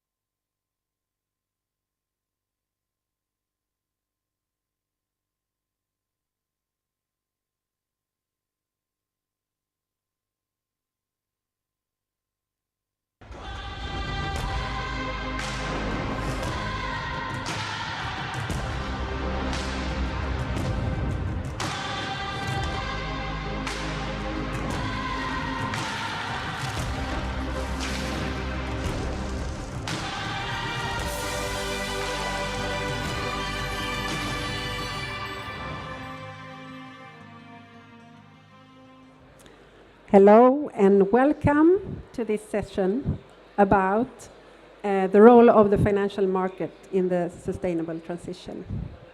My name is Jenny Elfsberg. I'm participating here from COP27 at Sharm el-Sheikh with a lot of meetings and interactions, so my voice is almost failing me, but luckily I have audio support. In this session, we're going to do like this. First, we're going to hear from our studio in Stockholm, where we have Cecilia Hermansson, who will present herself, of course, and a report that is developed by the Sustainable Finance Lab. Once we have learned everything we can about that for a very short time, we have a knowledgeable, super knowledgeable panel that will join me, both here on stage and also from the studio in Stockholm. And we're going to dig into this topic a little bit deeper. We also have an audience here and online. And I have always wanted to say that we are recording these in front of a live studio audience. So, over to Cecilia. Are you ready to present? Yes, I am. Thank you. Thank you very much. Yes, my name is Cecilia Hermansson. I'm the chair of the Swedish Climate Policy Council. And yes, the role of the council is to evaluate the Swedish policies aimed to reach national climate goals. And here you can see the Swedish Parliament, and actually the Parliament also receives the report from the Council, not only the government. But the role is also to give recommendations and to foster a debate. And we think that the financial sector is very important, so we actually asked the Sustainable Finance Lab to write a report about the financial sector's role in relation to climate goals and to help with the climate transition. And we also asked them to explain how the Swedish government could influence the actions and to speed up and make capital increasingly help to foster more sustainable activities. So these were the two main tasks that we asked the Sustainable Finance Lab to do. And they wrote this report that I'm going to give you a few clues from. The first thing I want to say here is that the role of the financial sector is so very, very large. It's very important in size. We can talk about some 250 trillion US dollars when it comes to financial assets. And if you also talk about real assets, it's actually the double, and you can talk about maybe 6 times global GDP. But just talking about the financial assets, of course, a lot of it goes to investments, and it can actually make a difference when we talk about greening finance, which is then to make the financing that goes into different investments more green, or you can actually also talk about financing green, which is then more of investments that is actually more green investments, for example, like clean tech or any other investments that speed up the transition. We can also talk about the role of the financial sector. And I think that both the EU and also national governments have given the financial sector a very large role in helping out with the transition. It's sort of the tool for the governments. And it's a sector that has been very used to be regulated, also that we do not have so many financial crises. We need regulations, so that they are used to getting regulations, which means that it's also quite easy to put on more regulations on the financial sector and use the sector as a tool. But there are also problems with financial markets, and also quite a few difficulties to understand how to invest in the transition. We can talk about information asymmetry in the sense that we have a lot of data, but it's very difficult to understand what is green and what is not green. There are different standards. We have the ESG, which is not always certified in the same way. So it's very difficult to get the information right for investors. We can also talk about very large and complex projects with also some policy uncertainties on the way. So it's difficult to have that horizon. Also, especially since investors are more short term in their horizons, this is also then a problem. And what we have seen recently is also that now we have more and more investors going over to financing sustainable and green projects. And of course, if data is not always there, there could be greenwashing, there could be risks of herd behavior and bubbles.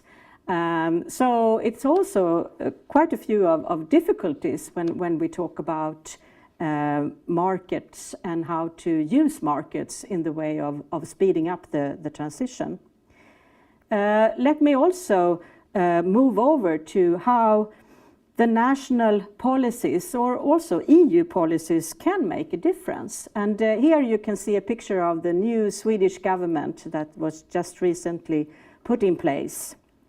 And I think the most important thing that governments can do is to avoid policy uncertainty and to create long-term rules for all households, for companies, for all different actors. We need these long-term rules.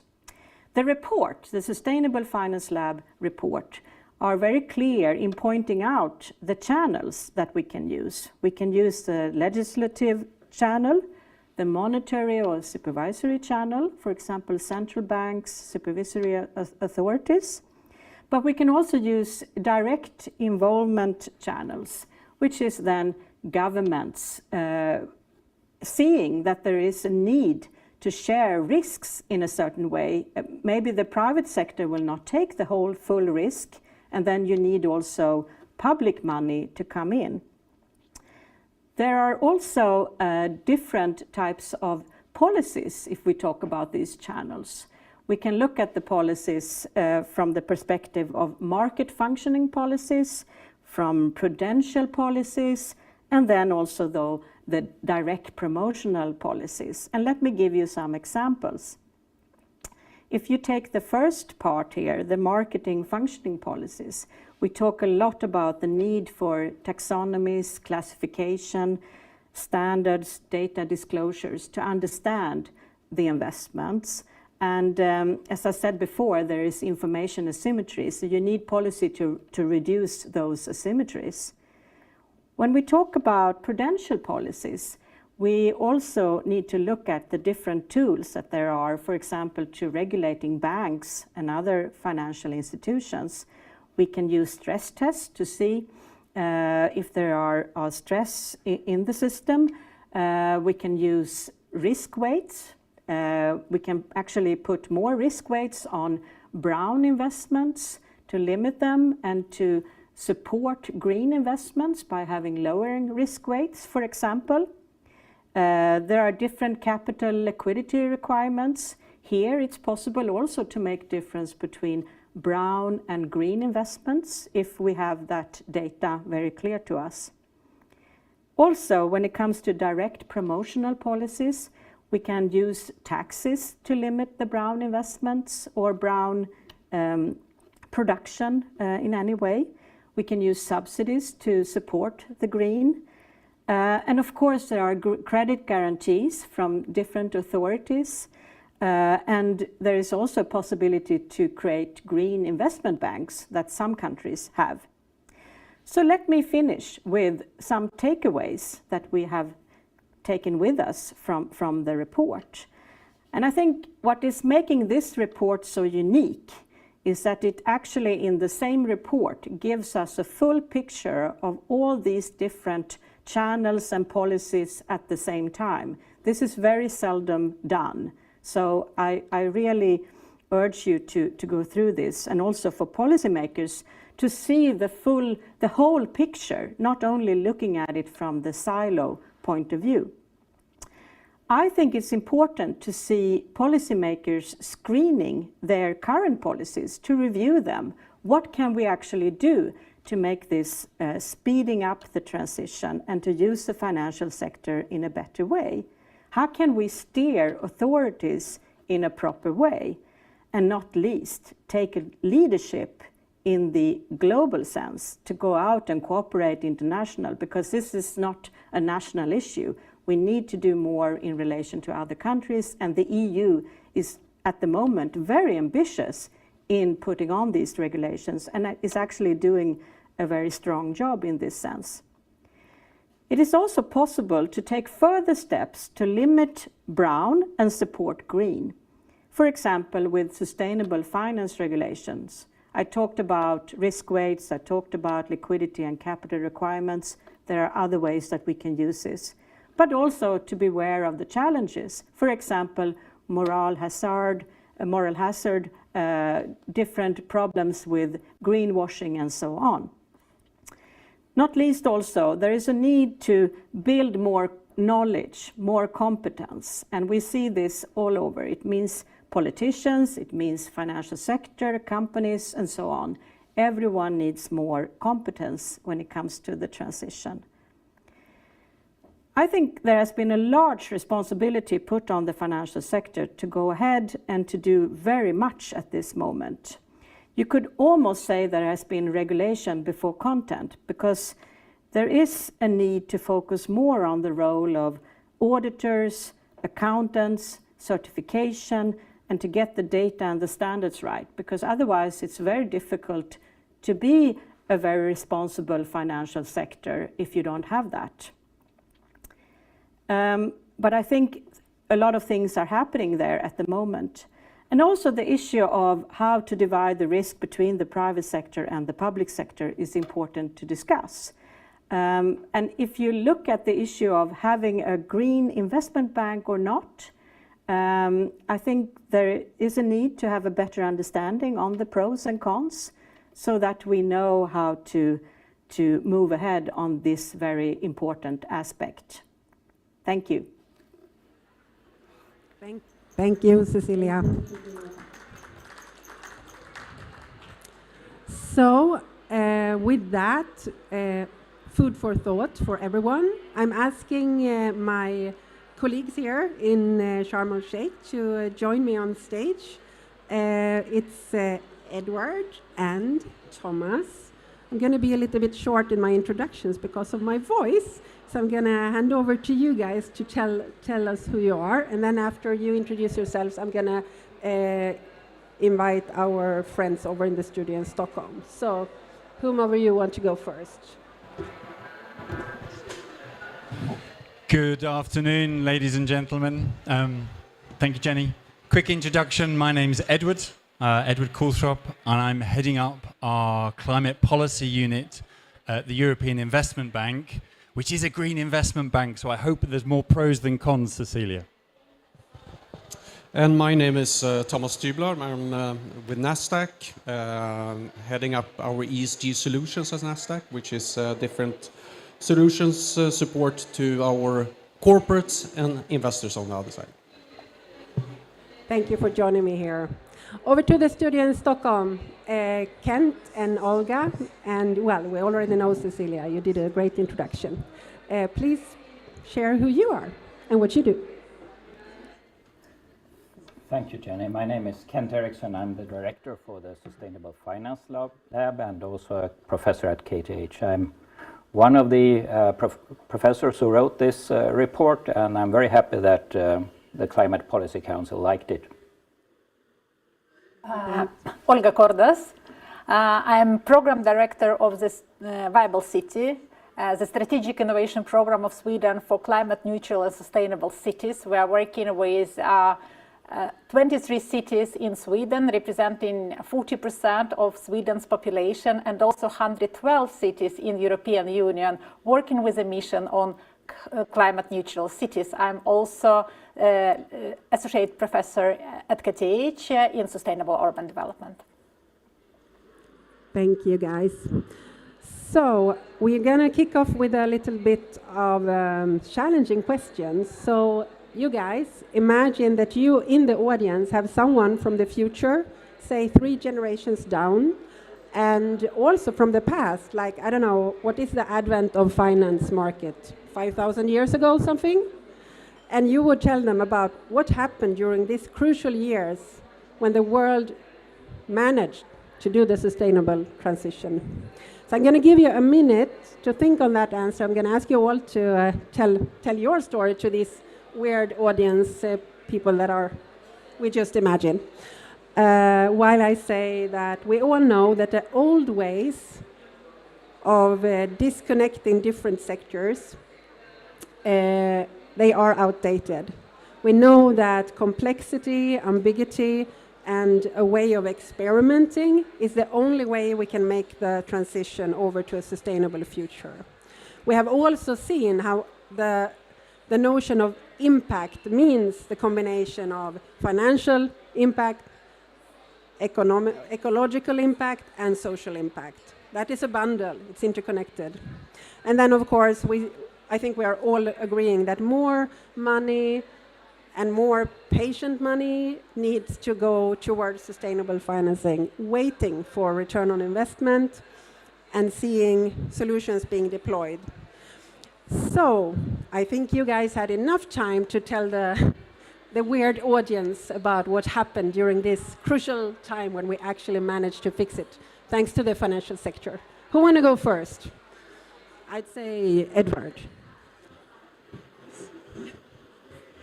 Thanks, Jenny. It's a nice, simple, easy question to warm up. Look, I can imagine talking to my grandparents, and I can imagine talking to my grandchildren. I'm not sure about 5,000 years. Financial markets, they serve investment. So the key question will be to the future generations, have we delivered on net zero targets? This is the key question. Financial markets serve that purpose. My personal view, I'm an optimist. I think Cecilia, this first slide summarized, markets will not work on their own to solve this problem. That's clear. There's a market failure. I am confident that the economists say, okay, the solution is we need a carbon price. We can tackle the carbon problem. We don't have that, but we have a very good understanding of net zero targets. We have government policy frameworks which are supporting that, be that the Fit for 55 package, the IRA, etc. We have technology understanding that. We have markets understanding that. And I remain optimistic, particularly on the electrification agenda, that it's going actually far faster than many commentators see. So for me, it's a cautious light green on decarbonization. I am less optimistic. I'm orange on adaptation. I think, again, technology is understood, solutions more or less understood. Is the finance there? I think there are still question marks. It's a lot to do with the conference ongoing around here, around equity and justice. The third part where it gets a red from me is natural capital.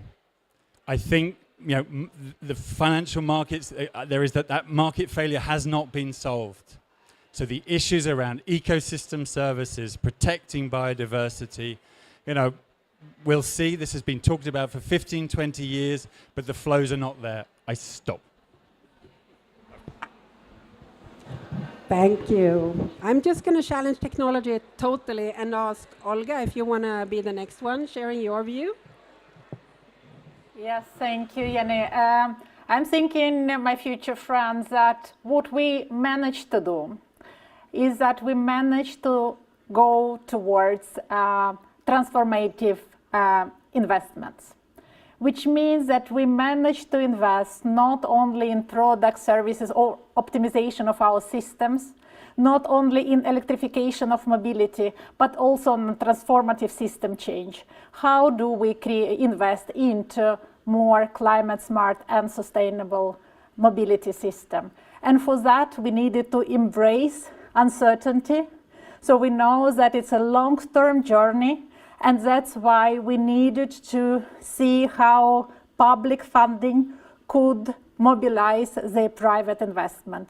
Also that we created some kind of funds and investments into experimentations, because we know that transformative system change take time and it means high risks. We also managed to bring together different portfolios of different technological, different institutional solutions together. And then we also, last but not least, we managed to learn together. So it's not only financial market, but we from the universities, also our municipalities, our companies and financial market together came together and learned how do we invest into systems transformation. And this was a winning solution. Thank you. Thank you, Olga. So, Thomas, then, you have a good answer for this one? My turn. Yes, so what do I think I'm going to say to the people in 500 years? What has happened during this decade? I hope I will be able to say that this was the decade when we got together, the different disciplines. You have the policymakers, the corporates, the scientists, the financial market, and with that joined forces, we got grip of the problems, I'd say. And I think to being optimistic, I think what I can see is the most positive force here is just look at the development the last few years, how many people are actually talking about this, looking at this, and especially in the private sector, so many resources that goes into this, and hopefully this will start to pay off. And I also see that it's in investment decision, etc. It's not just the normal financial variables. Now you need the expertise in the whole circular economy, and that is very good. That's very positive. So those forces are strong. And I hope also to be able to say, well, hope, but I think the shift in terms of wealth, if we look back to this period we have in front of us, I think it will be a shift of wealth in terms of the ones that shift their portfolios, shift the investments into the type of investments that are geared up for the future and with the low carbon emissions, etc. So hopefully we will see that, and it will be probably a much larger shift in terms of wealth compared to like the depression in the 30s or the 2008 crash. Those were imminent, very quick, but this is a longer path, but it's going to be massive change. Thank you, Thomas. Kent, I promise this will not be looked at as proper research. I just want to hear your thoughts on this. I know you're a professor, so you're going to be careful with what you say. Thank you very much. And I do wish to apologize to future residents that we couldn't make this happen sooner and faster. But I think this was the year when private sector actors displayed their willingness to commit to climate change, and where unfortunately public sector governments around the world did not unify to provide them with the opportunity to do so. Thank you, Jenny. Ouch. So, Cecilia, last but not least, what's your view? Well, I think I would discuss it in the terms of that we had before a large transition in terms of industrialization. But at that time, it was more or less automatic because the market drove things to happen. But this time, this transformation is so much more difficult because we need policies also from politicians to lead and steer. It cannot happen only on the market. So the challenge for this transition, which is the biggest since industrialization, is really there. But I think I'm going to be a bit more optimistic here than Kent, I hope, that actually policymakers will see that companies and others are already doing their part, and that they will ask for leadership so much so that leadership will come. And what we will see for the financial sector is that risks that are green risk or sustainability risks are going to be integrated with financial risks as a whole. And that is actually the clue. It will become mainstream. And I think that's the issue. Great, good with some optimism. Thank you for that. So I have like too many questions, and I ask all of my panel to answer what you think the audience want to hear. So if my question isn't posed right, you just adjust it. Because the first question is about, from your perspectives, all of you, and then you can choose to answer or not, what possibilities are there for large innovation investments for local climate action, so we can do big enough and bold enough investments rather than fragmented support in small scale? Do you have any answers to that? I turn to Edward first. Thank you, Jenny. Okay, so it's clear cities in particular need to scale up investment very, very fast if we're going to meet the 2050 deadline. IEA and others are telling us capital expenditure needs to go up 2 times, 3 times, particularly in lower income, middle income countries. What's the solution? I think now as a public bank and a development bank, we know many of the solutions are really well understood to scale up quite quickly. What is often lacking, particularly at the subnational, the city level, is capacity to roll it, to think through, take projects through, design them properly, get the engineering right, bundle, and then go to the market to finance. I think there's a lot of experience now, and amongst the MDBs we have our own particular facilities, but that message, that capacity to be able to work with weaker public authorities to learn, the lessons are well known. It's not rocket science for a lot of the issues around energy efficiency, rolling out of renewables, basic resilience adaptation measures, greening cities. This is not rocket science. So let's get on with providing access to these two public authorities to quickly scale up. So Thomas, you want to answer this one? You say pass if you don't wanna. So no, yeah. No, I can just add that I think it's good possibilities. I think it's very positive to see some of the instruments that are developing, like sustainable linked bonds, especially for cities, that you can bundle different initiatives and go out in the market and link it to various specific metrics, and also link the interest rate, etc., to that. That could be one vehicle, and then of course in general the green bond market is a good vehicle for many of the munis, and the demand is there for that kind of investment. So that's a good vehicle. Great, thank you. Back to the studio in Stockholm. Olga, is this a question for you?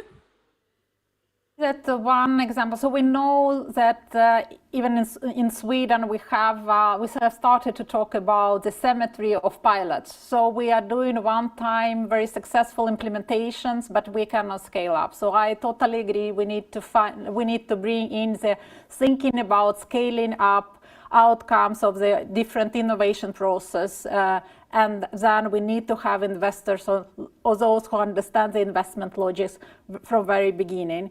So in Sweden, together with you at Vinnova, we are piloting or trying to develop the new forms of investment into innovation processes, which we call systems demonstrator. Is how do we create those kind of large-scale efforts where we bring together different kind of innovators, public authorities, but also the investors from the very beginning in order to develop more like systemic, transformative solutions and implement them in the large scale. We also collaborate globally with UN Habitat, we collaborate with Business Sweden and many different actors.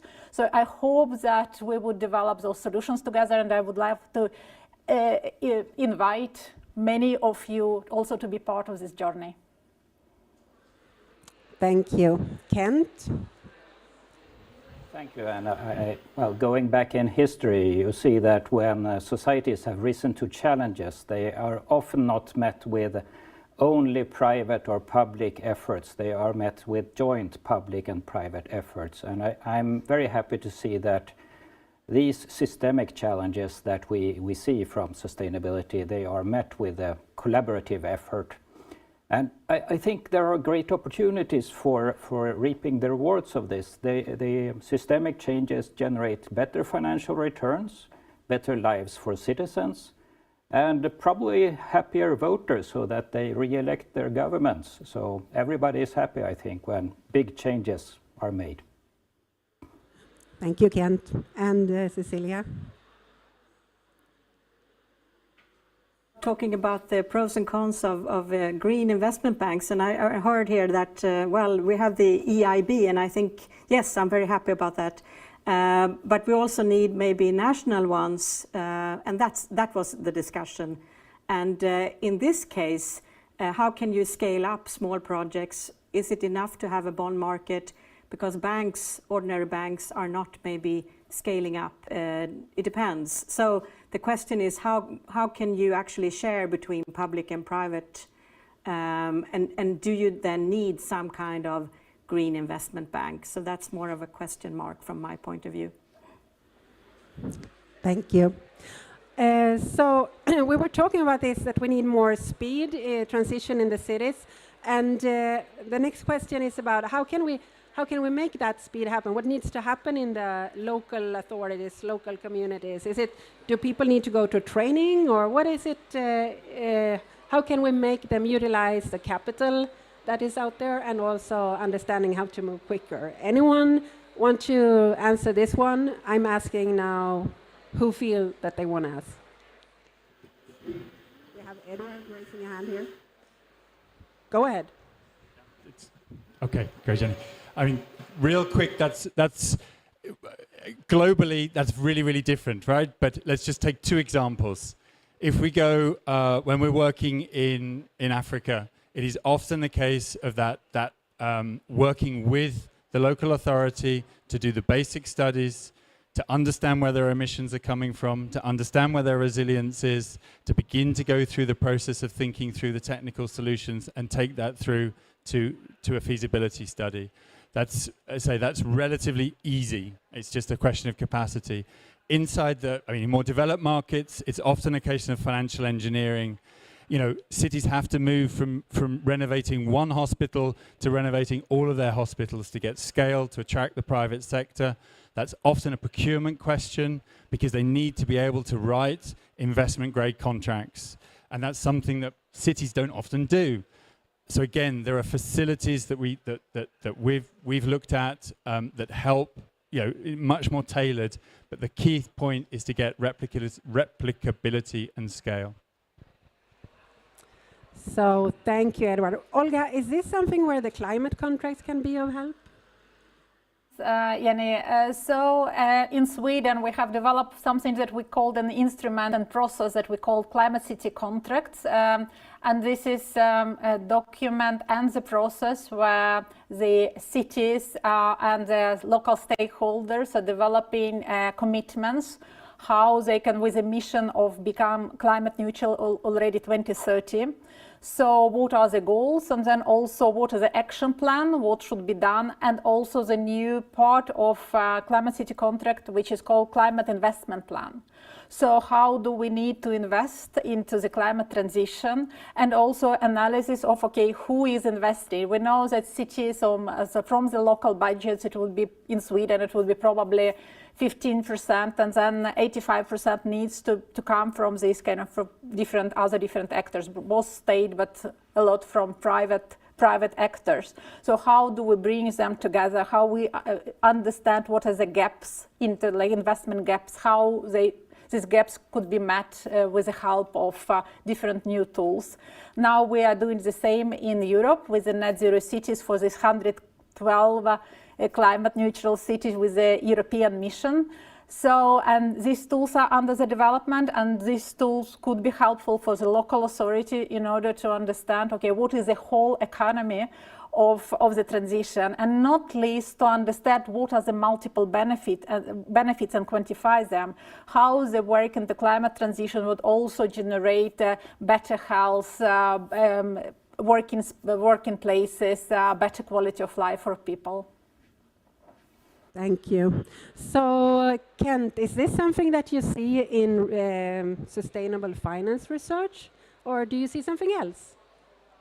No, we actually see that, and I think Olga is exactly right, that there is much capital willing to invest in things, but regulations at the local level and at the national level lock in this willingness to invest. For instance, if you take the building codes, if you want to invest sustainably in new materials, it takes forever to introduce those new materials into the building code.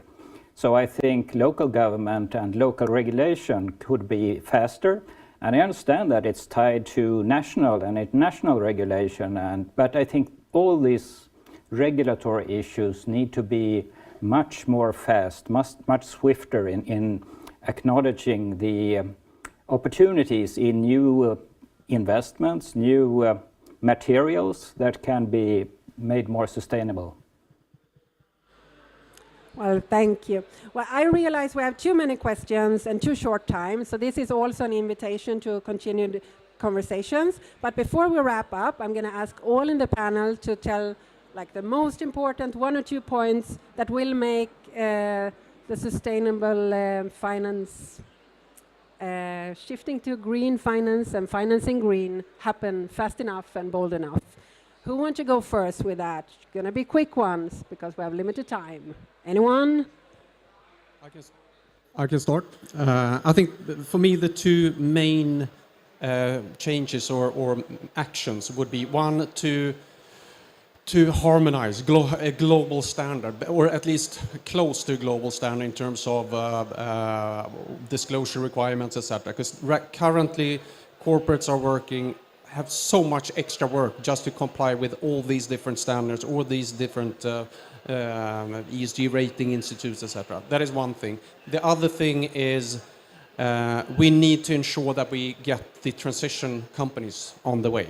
I think that we can say that, okay, this is a green investment and that looks good, but the bulk will be the transition companies, and we need to get them on board. And to do that, I think the key question will be to have a clearer target setting process, and also holding the corporate, so to say, accountable towards that path to net zero. Blockchain, you mean? No, I just wanted to mention blockchain. But okay, next one to say your final two, what's going to happen? Is it Edward? Then we take the guys in Stockholm after. I heard it's snowing in Stockholm. Apologies, Stockholm. That's working. Apologies, Stockholm. It's difficult to react. Okay, 2 things at speed. I think I'm going to agree with Thomas. One, transparency. Huge, international capital markets. The supply of finance is huge. There's increasing scrutiny, and whichever part of this debate we're looking at, the potential for voluntary carbon markets, in the corporate market more generally, the bond market, it's all about scrutiny. So, dear regulators, please always, first and foremost, ensure that the truth needs to be told. That's one point. Second point, I love this is rapid stuff. Okay, big discussion here at COP is around the need to increase international climate finance. Small advert for a report out there by Nick Stern and Vera Songway, which is talking about going from the 100 billion up to 1 trillion, etc. that's all about capturing markets in values out there in markets. And here's my plea then, dear Sweden, dear countries, use your public banks wisely, that they can leverage, but there's pros and there's cons, so you need to use them where they can really bring in additional finance, crowding in, not crowding out. Wonderful. It's hard to have so knowledgeable people in the panel. Okay, over to the studio in Stockholm. Guys, who want to wrap up first? We are over time, so short and sweet, 2 things. Yes, thank you, Jenny. So for me, it's I think that it's only one thing, and it's this joint learning journey. So we need to learn together with investors, with local authorities, with national authorities, with academia, and also with civil society. So how can we invest into the climate transition, and how can we then invest in transformative system change instead of fragmented projects? Lovely, thank you. It's Kent here, and I think properly developed financial global standards for sustainability, but they have to be anchored into engineering knowledge that comes from earth sciences, that is solid evidence, scientific based. Well, I agree that the issue of standards and data is very, very important, but also competence building. Just take the example of now that we are building a new region up north with fossil-free steel and batteries, and then we need also knowledge in how to support that development with the right permits, with the right type of finance, and to have a leadership from national to authorities to local, and to actually cooperate in that region. So it's a very good example to study how to build a perfectly new region with new investments in the right way. Thank you. Thank you to all of the panel. A big round of applause for these guys.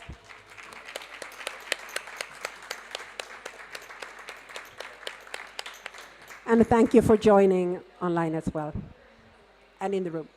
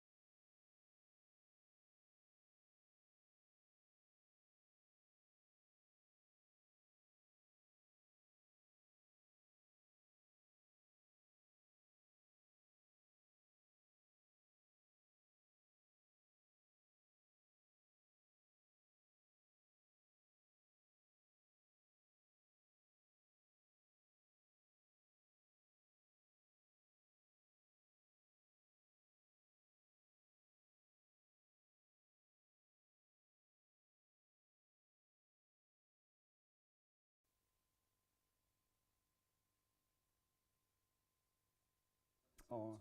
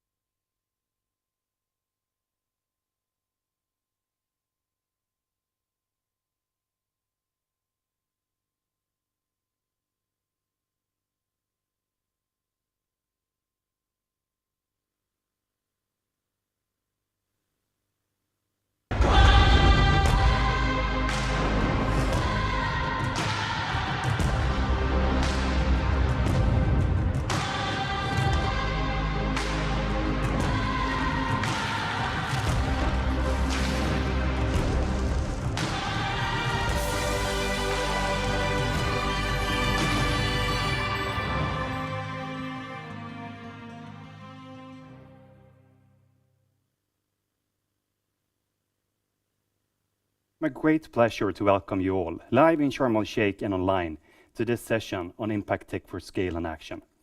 My name is Christoffer, and together with my co-moderator, Regina, live from the Swedish Pavilion at COP27, we will guide you through what ImpactTech is all about and why Sweden has become the global epicenter for these kinds of companies. For those of you who are new to the concept of ImpactTech, you have probably heard about unicorns, companies with an evaluation of over $1 billion American dollars. ImpactTech is similar, but instead of having a $1 billion valuation, it's all about having a positive impact on more than 1 billion people on the globe. In essence, ImpactTech is centered on the intentional use of responsible technology and science to benefit people and the planet by addressing a major social or environmental problem. In Sweden, which is the second only to Silicon Valley in producing unicorns, we are also leading within ImpactTech. Throughout this session, we will be joined by many of our Swedish ImpactTech companies that are redefining industry by industry. We will also have ImpactTech accelerators, investors, academia, as well as representatives from the public sector. And without further ado, it's my great pleasure to welcome our first panel here from Stockholm. So with us, we have Lisen Oliw, which is the Managing Director Nordics at Norrsken. Norrsken is the home of a lot of inspiring ImpactTech companies that are bringing real change, not only in the Swedish system, but also across the globe. We also have Hanna, Sustainability Lead at Spotify. Spotify needs no further introduction, I believe. You have more than 450 million users worldwide, and you are a household brand that has very much redefined how we think of listening and especially music.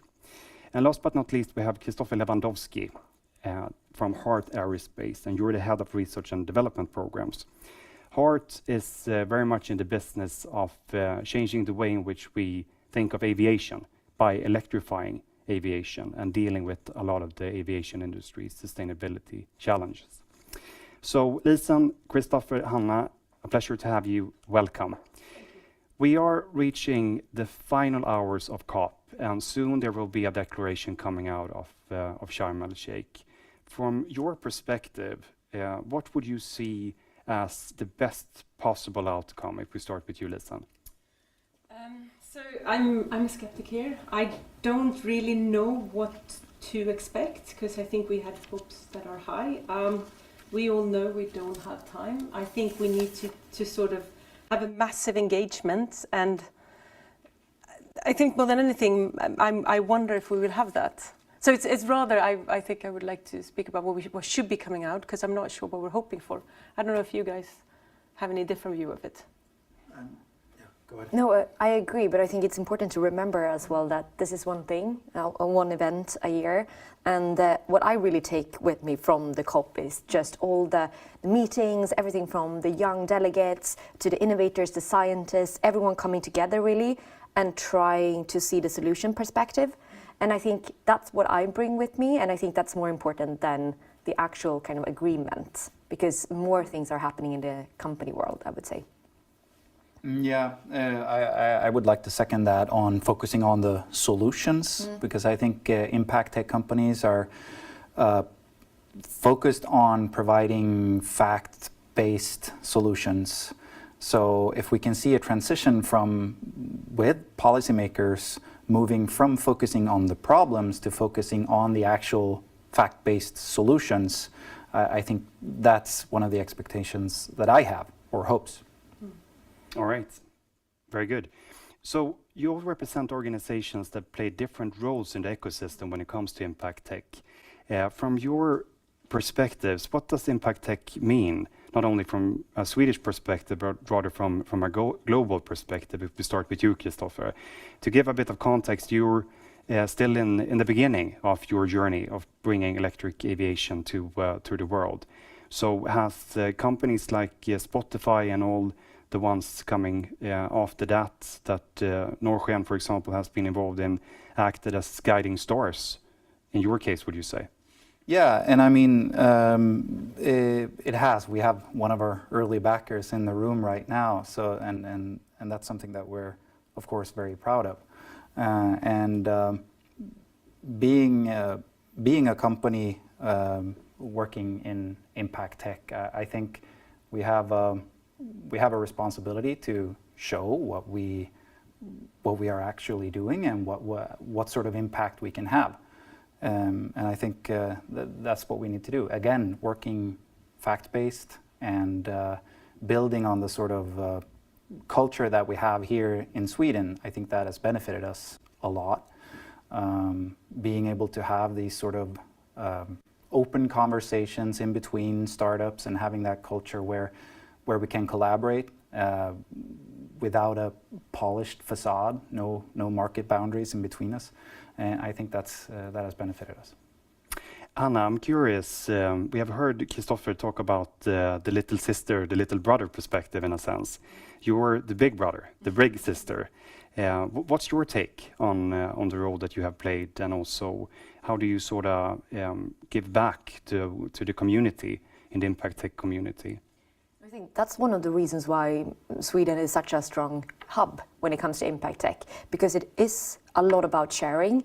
First of all, I think it's also about changing the narrative a bit so that it's actually way more attractive and fun, and way more about starting something than rather giving something up to actually be a sustainable company. And that goes for, electric flight. Who wouldn't want to be on an electric flight? And the same thing that you frame your companies are also gets people excited about the future. And I think that's for our product as well.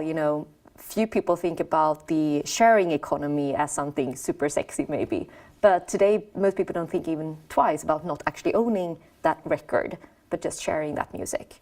So our ambition is definitely to continue framing that and have that kind of positive mindset around it, but also share. Everything that we find, even though we fail with something, we want to share that. Because if we do that together, it's way easier to get there faster, and we don't have any time at all. So that's our ambition, is to really see what we can do as a tech company, what it means, everything from streaming emissions to how we use cloud more efficiently, things that we know a lot of companies are struggling with. So we want to share, and I think most people, what I see, do that as well. It's really in this together. So we've heard the little sister, little brother perspective. We have heard the big brother, big sister perspective. I'm curious, Lisen. You're the one keeping the whole family together, I would say. You have both the older ones that have come a bit further, like Spotify, but you also have the ones that are in the beginning of their journey, like Aerospace. What's your take on the role of impact tech going beyond Sweden? So just a few sentences first about what Norrsken is, because it can be complicated. What we try to be is a movement for impact tech entrepreneurs. Why impact? Well, simply, like you were both saying, we don't really have time. I really truly think that it's going to be impact entrepreneurs driving the future changes that we need, because we do see the politics going too slow. An impact then, that is to intrinsically have a positive change on the world through your business model. And as your company grows, so should the impact that you have on the world. Secondly, tech. Well, it's the only way to scale solutions in an efficient way. I at least, I don't know of any other way. So for us, ImpactTech, that's really the genesis of the future. So what we try to do, we started in Stockholm, is to simply provide a physical meeting place that provides access and facilitates networks, capital and investments, future customers, everything you may need in order to scale your business. And we now try to take this globally by opening hubs in Rwanda, in Kigali, as well as in Barcelona. And coming back to, I don't think we could have opened Norrsken anywhere else but in Stockholm. It has to do with the legacy where we came at our only founders, one of the founders out of Klarna, but it also has to do with the climate that Stockholm has. And that is really what we are trying to export now.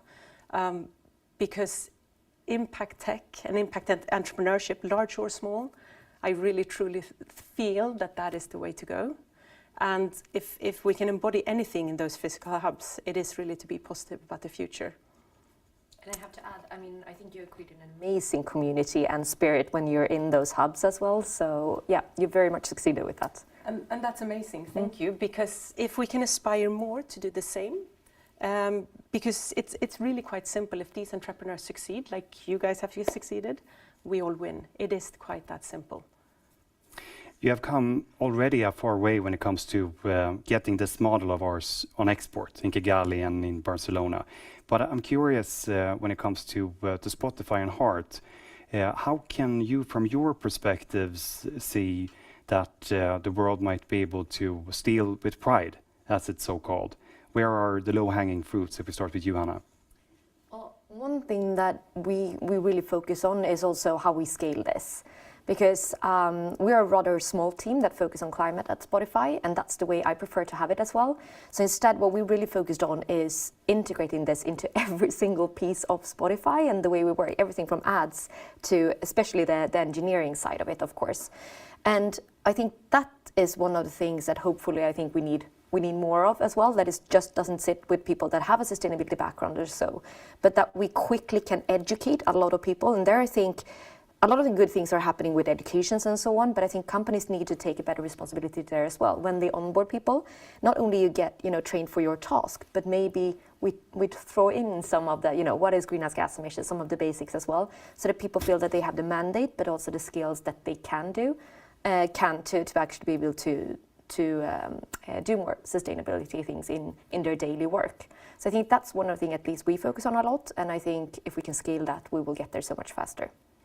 And here, if I may add, I think the urgency is actually playing in our favor, because today everybody understands that the world's greatest challenges are also the world's biggest opportunities. It wasn't really like that 5 years ago. It was passed to the side. Everybody, it's sort of affected one way or another by this urgency. And that's why I really think that if you can play a role model, the stealing with pride will probably accelerate even more. Yeah, and I want to be humble about this. I think I have two people that know more about this, what we should export, because you've come further. No, me neither. But what we've really appreciated with this sort of Swedish startup climate is that we can have those sort of open conversations, that we can talk to each other and learning through older siblings, essentially. So that's probably a low-hanging fruit. What is maybe not a low-hanging fruit is that I think the Swedish startup culture starts even earlier than that, because we have very good education in Sweden and it's free for all. And a lot of the programs that we have in Sweden are also working tightly together with industry. So you get real industrial problems that you get to solve early in your career, even during your education. I think that sort of fosters a mentality of solving real problems that will really help you when you graduate. Thank you so much, Christoffer, Hanna, and Lisen, for sharing your perspectives. What we have done now is to get to know a few of the siblings in the ImpactTech community coming out of Sweden. But there are other actors too. There are other siblings, and who knows, perhaps an aunt and uncle too. That will be the focus on the second panel, live from COP27 and the Swedish Pavilion. So I leave the word to you, Regina Sommer. Thank you very much, Christoffer. Very interesting panel from Stockholm. My name is Regina Sommer, and I'm the Chief Strategy Officer for International Collaboration at Vinnova, the Swedish Innovation Agency. A quite recent report from McKinsey Sustainability claims that the Nordics can become the next sustainability valley. We are already the second most unicorn producing country or region actually in the world. So the sky is the limit, right?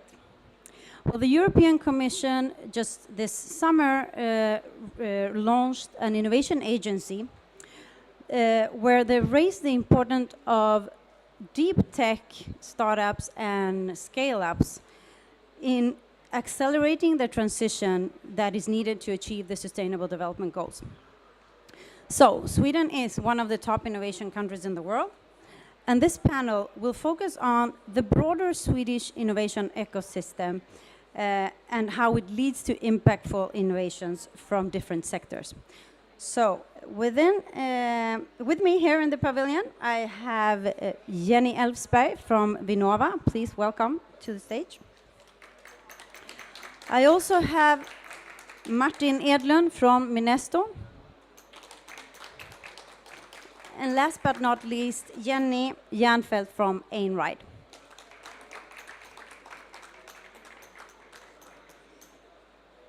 Welcome. So I'm going to start with you, Jenny, my dear colleague.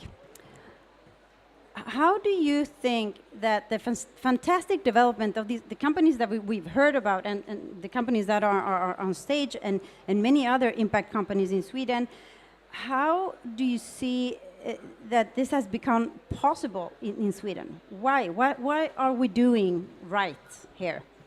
What are we doing right, maybe? I think it's mentioned already, the education, the free education, and also the safety net in Sweden. I think that actually helps. That I mean, you can just graduate from university and say, oh, maybe I should start a company. Or maybe you don't even graduate. It's that safety net and the education system, I think it helps. Also, Sweden is a country of engineers or problem solvers. So I think there is something in the DNA of the weird ancient people that took all the way up from Africa up to northern to, want to fix problems and don't rely on anyone else. And then I would also say what is also already mentioned, the close collaboration, the openness, like the trust, sharing ideas with each other and helping out. I think those are the ones I would mention. You want to add something? Maybe I could just add the fact that, I think it's here being at COP27, I think it's important to mention also the fact that we invest 3.4% of our GDP in research and innovation in Sweden, and 2/3 of this come from our industry, 1/3 from our government. So just that is just a very important collaboration that creates all the possibilities that Vinnova enables, I would say, and that also is part of one of the reasons we have this fantastic ecosystem. I'm not going to give the microphone to Einride to give us just a short intro, a pitch of who you are, what you do, what is and in Einride? what sector, of course. So Einride is a tech freight company. We provide shipping solutions based on electric, autonomous, and digital technology. That's the elevator pitch. So the transport industry has been slow in adopting new technologies and also slow in reducing emissions. And we think it's time for a new type of logistic system, a smart, green transport ecosystem. Good. So, Miensto, please. Yes, we will provide you with the sustainable electricity you need to fuel your vehicles. So we are in sustainable renewable energy. We convert ocean currents and tidal currents into electricity by flying our dragons in the oceans. It is a true impact technology in the sense that we can build hundreds of gigawatts. We can supply renewable energy to areas of the world where it may be very difficult to use solar and wind. island communities, remote places, sometimes where land is scarce, but where the oceans move in a fantastic way. We are doing it already in the Atlantic, in the Faroe Islands, at 100 kilowatt scale. We're building the first megawatt machine, and the plan is, of course, to populate the oceans with thousands of energy-producing dragons. Amazing, amazing. Both of you, amazing companies that we're really proud of. Well, we heard the first panel, Heart Aerospace, Norrsken, and Spotify talk about some of the important issues that are important for Swedish impact tech companies to lead the way and develop further. And some of the things that they were mentioning is, of course, the collaboration between the public and the private sector in developing, the sharing, the locomotive model that you were mentioning as the big sister, big brother model. What would you say, do you agree?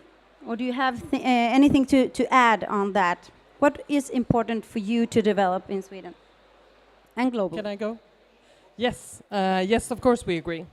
And Sweden has a long history of within the transport industry, which is where I come from, with automotives leading the way in many parts of the sector. And as a disruptor to this industry, we're looking at the three tech shifts: electrification, automation, and digitalization.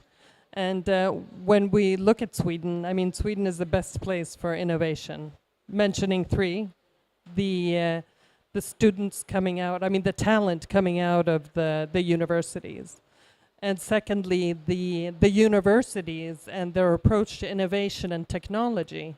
And then thirdly, agencies like yourself being supportive to new ideas and new innovation in tech.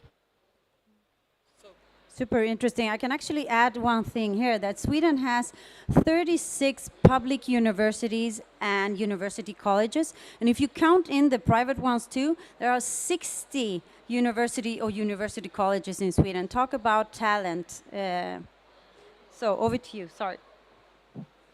Yeah, I think for us, one thing that is extremely important being in the Swedish context is that we can access real world-class engineering capabilities. We're in the Gothenburg area. We need a lot of advanced control systems, material science. With the automotive sector, we also have a lot of fluid dynamics capabilities. So by sort of reprofiling industrial capabilities, we believe that we have what we need in order to create a completely new industry by recombining technologies. So that's a key factor for us. Another one is also that we actually have a lot of, if we look back at our development, that we have really strong seed funding environments in Sweden, so we can accelerate the early stages of development a little bit quicker. And it's both the public system, which you represent in this, but also private, really high-quality investors. So for us, a company as Granite or former Midrock, for instance, has been with us since very early days, and is an example of one of those that also have a large portfolio of impact investments. Thank you. We heard a lot of good things about the Swedish innovation ecosystem so far, but I mean, no one's perfect, right? So I would like to ask you, all three of you, what could the Swedish innovation ecosystem learn from other countries? I'll start with you, Miensto. From other countries or in general? In general, other ecosystems. No, I think that one generic challenge, if you look at impact technologies, the energy sector, renewable energy for new renewables, and other process technologies where you need to, not only as we're doing, we're proving that the technology works. We have the performance we need, but we're doing it still at small scale. So in order to make renewables bankable, you need to prove it with commercial scale investments in projects. And that means that you will have to access a little bit more risk-willing capital at a scale that sort of the normal innovation system is not used to. And particularly in a context where we're in a hurry. So I think to think hard about how to do that, how to match private project investments with the public sector and bring that into this transition, I think is a key challenge. Yes. Einride, please. Yes, of course we can learn. We can learn from everybody, is my view. Having a past working with emerging markets, we can see how the tech development and digitalization has made them leap, taking steps that we haven't, that we have had to do, but they can leap, in advance much quicker than we have. And I think that's also what we're trying to do at Einride, looking at future solutions. And it's really inspirational, and that's why we have our autonomous electric solution as well. Jenny, so from Vinnova's perspective, what can we learn from other ecosystems in the world? Yeah, I would say I agree with her. We need to have more willingness to get out of the comfort zone and take some risk. If you want to challenge, you need to go a little bit bigger and bolder. And then also we are in Sweden, we love our comfort zone. We love to have evidence. We are fact-based. And here I think because we are going into an era where nothing is proven, we have to explore and experiment to fix this transition. Sweden needs to be more curious, like what I don't understand, I can reach out to someone else. We are a little bit of conformists, but it has also kept us alive for many years. But I think we need to be more opportunistic. Thank you all. So, well, COP is coming to an end. Literally, this is the last day, the solution day. That's why we introduce many solutions during this panel session. But what would you say that ImpactTech has contributed to accelerate the green transition and even further going forward here?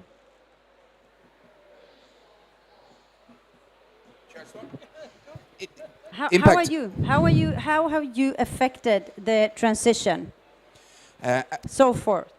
For us as a company, I think that what we show with our roadmap plans in the Faroe Islands and in some other parts of the world is that there are solutions today that are enough to take us to 100% renewable energy systems. By combining the solutions we have today, including our dragons, in many parts of the world, this is just a matter of action and transition. And I think that's our, so far, biggest contribution. Yes. And how has Einride contributed so far?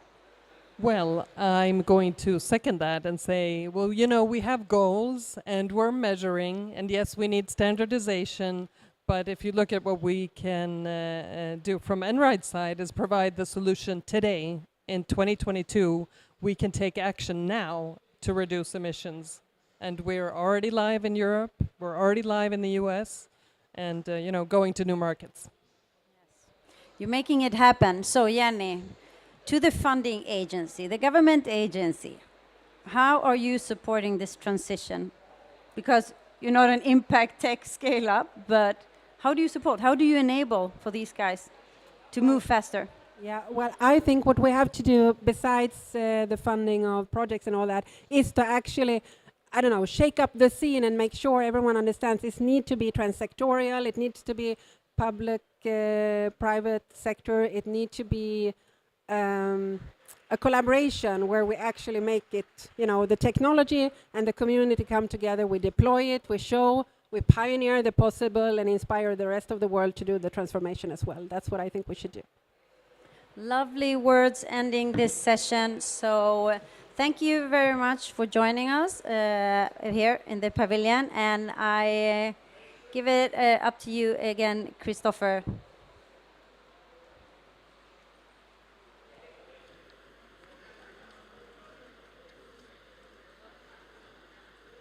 ImpactTech and how we can make sense of all the progress that we have made so far. We have a third panel, and joining us is no one else than Christian Grahn.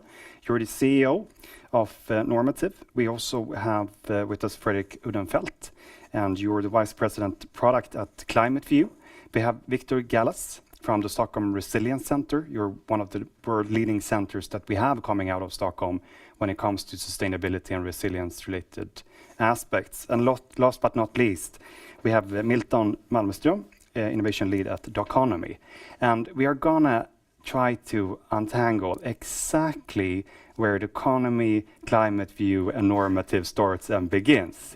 Yeah. You're all making a lot of progress when it comes to the software side of the things that we need to do going forward. But first, we are going to bring in the academic perspective.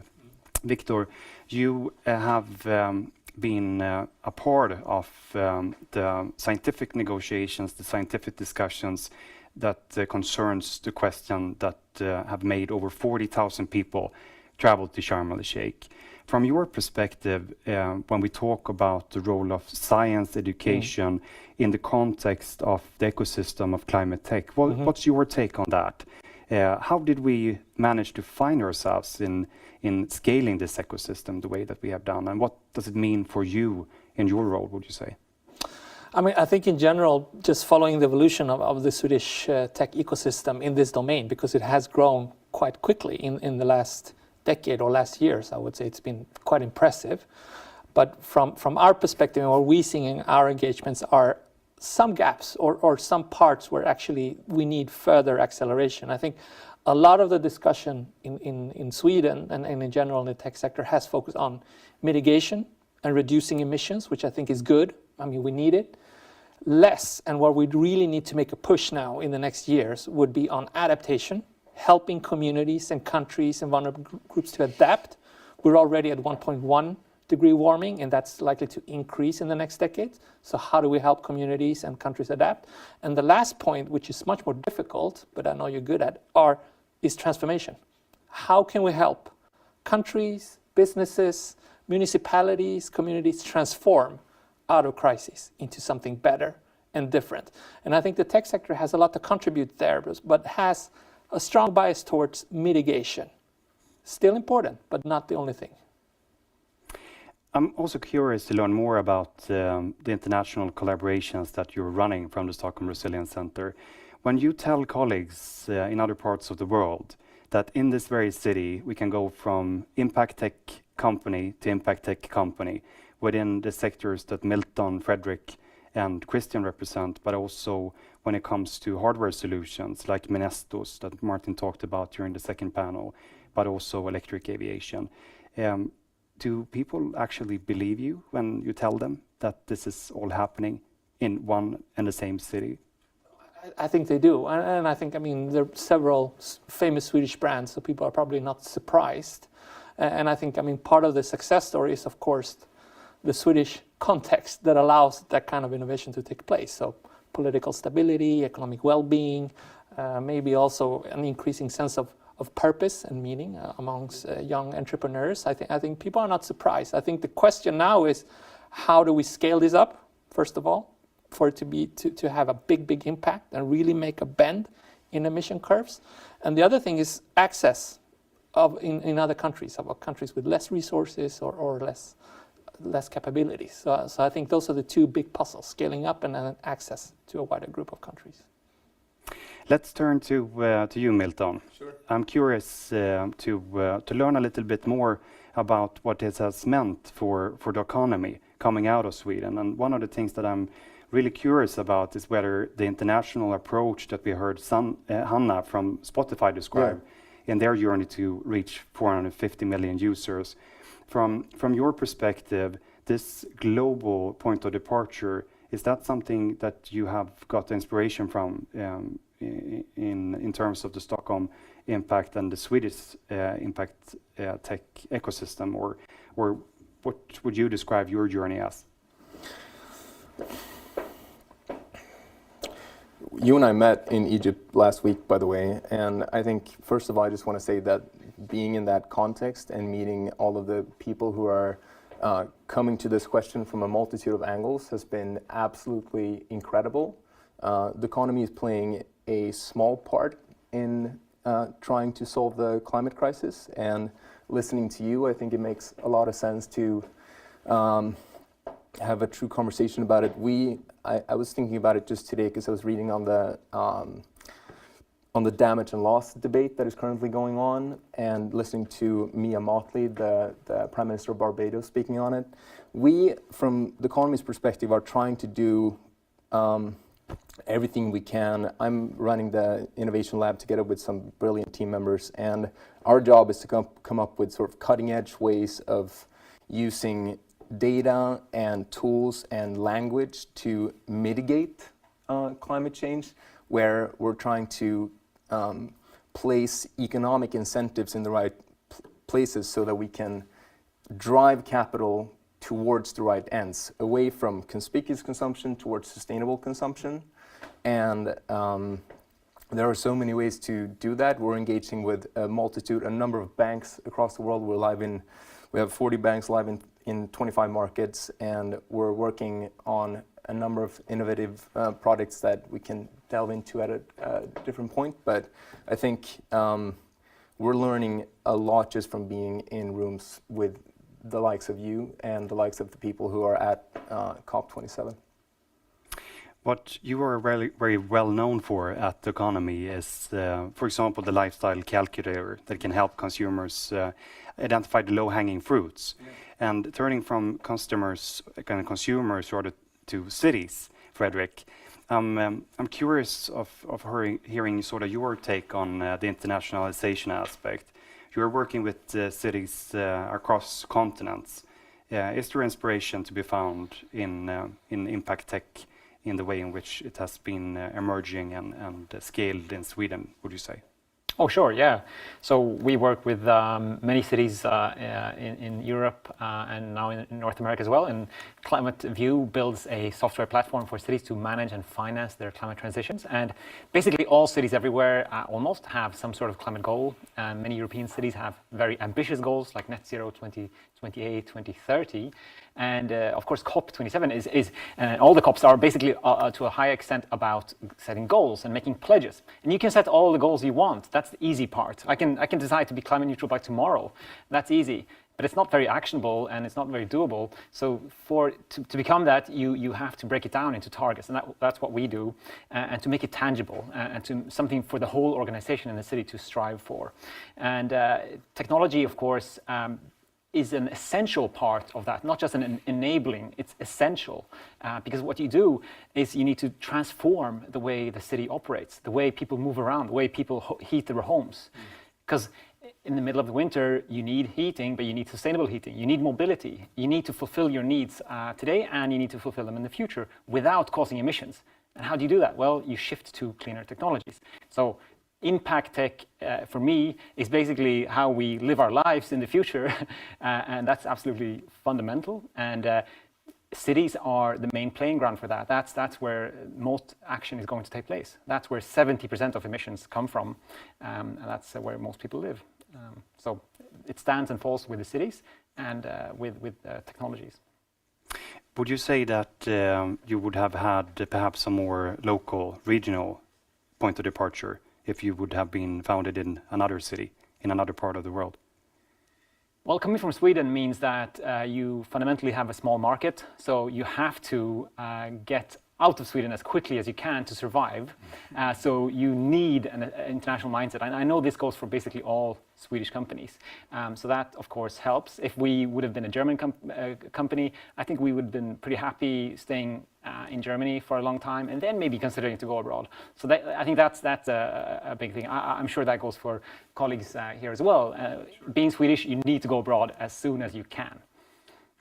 Let's turn to you, Christian. We have heard how software can help customers and consumers, how it can help institutional actors like cities. You're working with helping a lot of companies doing their part too. I'm going to ask you the same question because you are working with companies across the globe. Yeah. The international outlook and really sort of wanting to change a global system.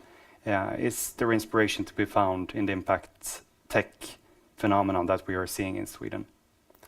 I can answer the first part of the question, like, is it inspirational? I mean, of course it's inspirational. So I mean, it's totally amazing that, the front runner in terms of delivering actionable data to end consumers through banks our Stockholm-based Doconomy. It's amazing that the platform that delivers the insights to municipalities and the public sector is Climate View, and we at Normative, as you said, our vision and mission is to make known the sustainability impact and reduce the sustainability impact of all corporate activities on the planet.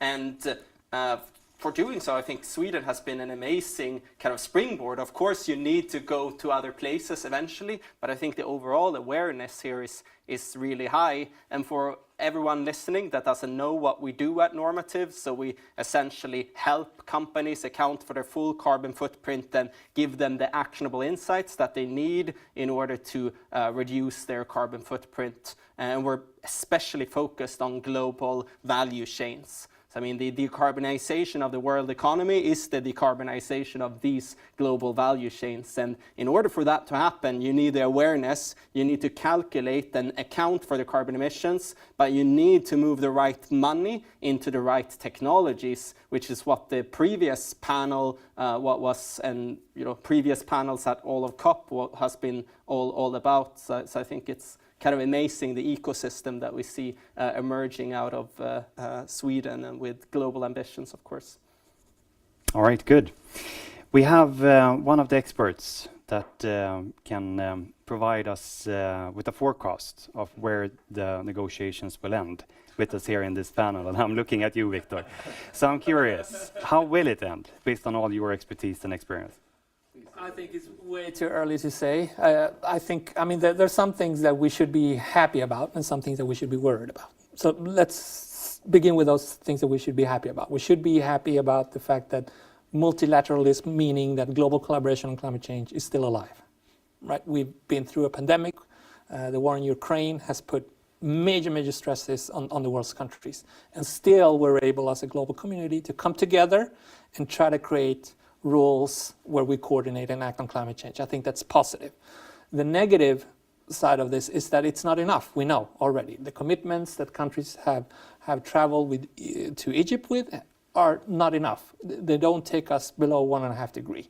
So I think we need to balance those two things, both the positive and the negatives of that. And then there are a couple of key things that I'm keeping my eyes on for the final round, if you want to hear those. Please. I think so. One of them is, of course, the 1.5 degree target. Is it going to be alive after negotiations? Is it going to be in the documents? What's the wording around that? That's first. The second one, and the important message of keeping fossil fuels in the ground. I think how is that going to be reflected in the document? Phasing out fossil fuel subsidies, for example, or phasing down, for example. That's sort of the nuance that I think is important. The third point, the discussion on climate finance and loss and damage that you mentioned in the beginning. Like, are we going to see something tangible here where countries actually deliver resources to vulnerable countries or not? And then the last point, the role of nature-based solutions, the role of the living planet for us to be able to stay away from a dangerous climate future. To me, those are 4 key aspects, and 4 aspects that can guide the tech sector in Sweden as well. All right, thank you. I'm going to ask a similar kind of question to you, Milton. And it's not related to how they likely will end up, but how they should end up, especially from the perspective of impact tech companies that have a tendency of not being the most patient persons around. So what would you really want to see coming out of the negotiations, Milton? I mean, the frank and honest answer is that after COP26, the Glasgow Alliance of Net Zero, of which Mark Carney is co-chair, launched a fund that would funnel private capital of $130 trillion into a net zero economy. Just a week before COP27, the clause that said that you weren't supposed to be investing in fossil fuels got dropped. And so that was transparently, it was because the prices were favorable because of the Russian invasion in Ukraine. And what I would like to see coming out of COP27 is that the private capital that isn't currently being devoted to the ends with which it should be devoted is actually done in the right way. And I think that the role that the companies that we're working with and companies like ours can help create the technologies that's necessary to enable the transparency with which those companies are operating, so that you can actually see whether the proceeds are used towards green ends or whether they're used towards brown ends. And I would think that would be the key outcome I'd like to see out of COP27. Frederick, are you seeing the same thing on your wish list, or is there other things that you would like to add? No, I agree, and just a greater sense of clarity, I think, and alignment among countries is important. And we work on the city level primarily, and you have these national goals and contributions, but for those to trickle down to the city, that takes time. The city goal doesn't automatically get updated just because the national goal gets updated, and that's the way most countries work anyway, and they have their own elected leaders. So you have an alignment issue across many different levels, and the clearer you can get at the top level, the easier it is for the lower levels to follow. So that's a key thing that comes out of these meetings is clarity. And lack of clarity can be very, very bad in that sense. So that's what I would hope for. Christian, from your perspective. Yeah. So same question basically. Yeah.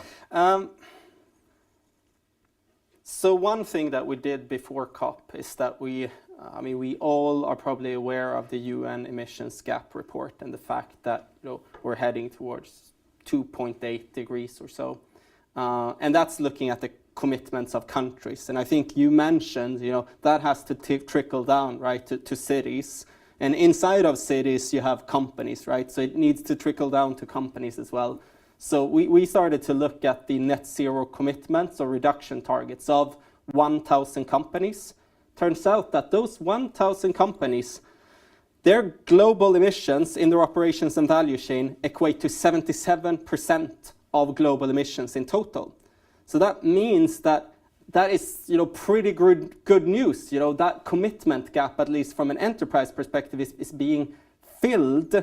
But the most important thing is then what are we doing to hold those businesses with net zero targets accountable so they actually go there?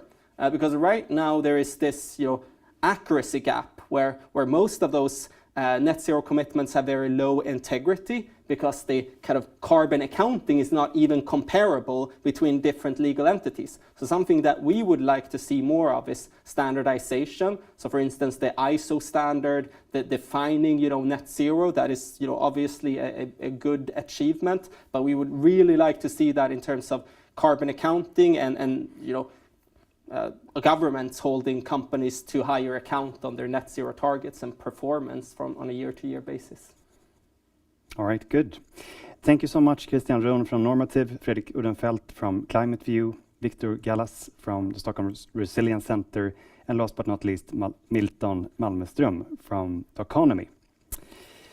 With that said, we have during this session been joined by many of our Swedish impact tech companies that are truly redefining industry by industry, as well as having impact tech accelerators, investors, academia, and representatives from the public sector too. From where I'm standing, the message is very clear.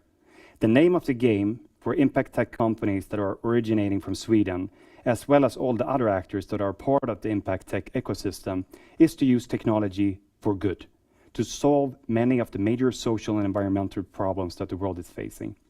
They all have an international outlook and ambition to build the clean, green, and resilient industries of tomorrow, right here, right now.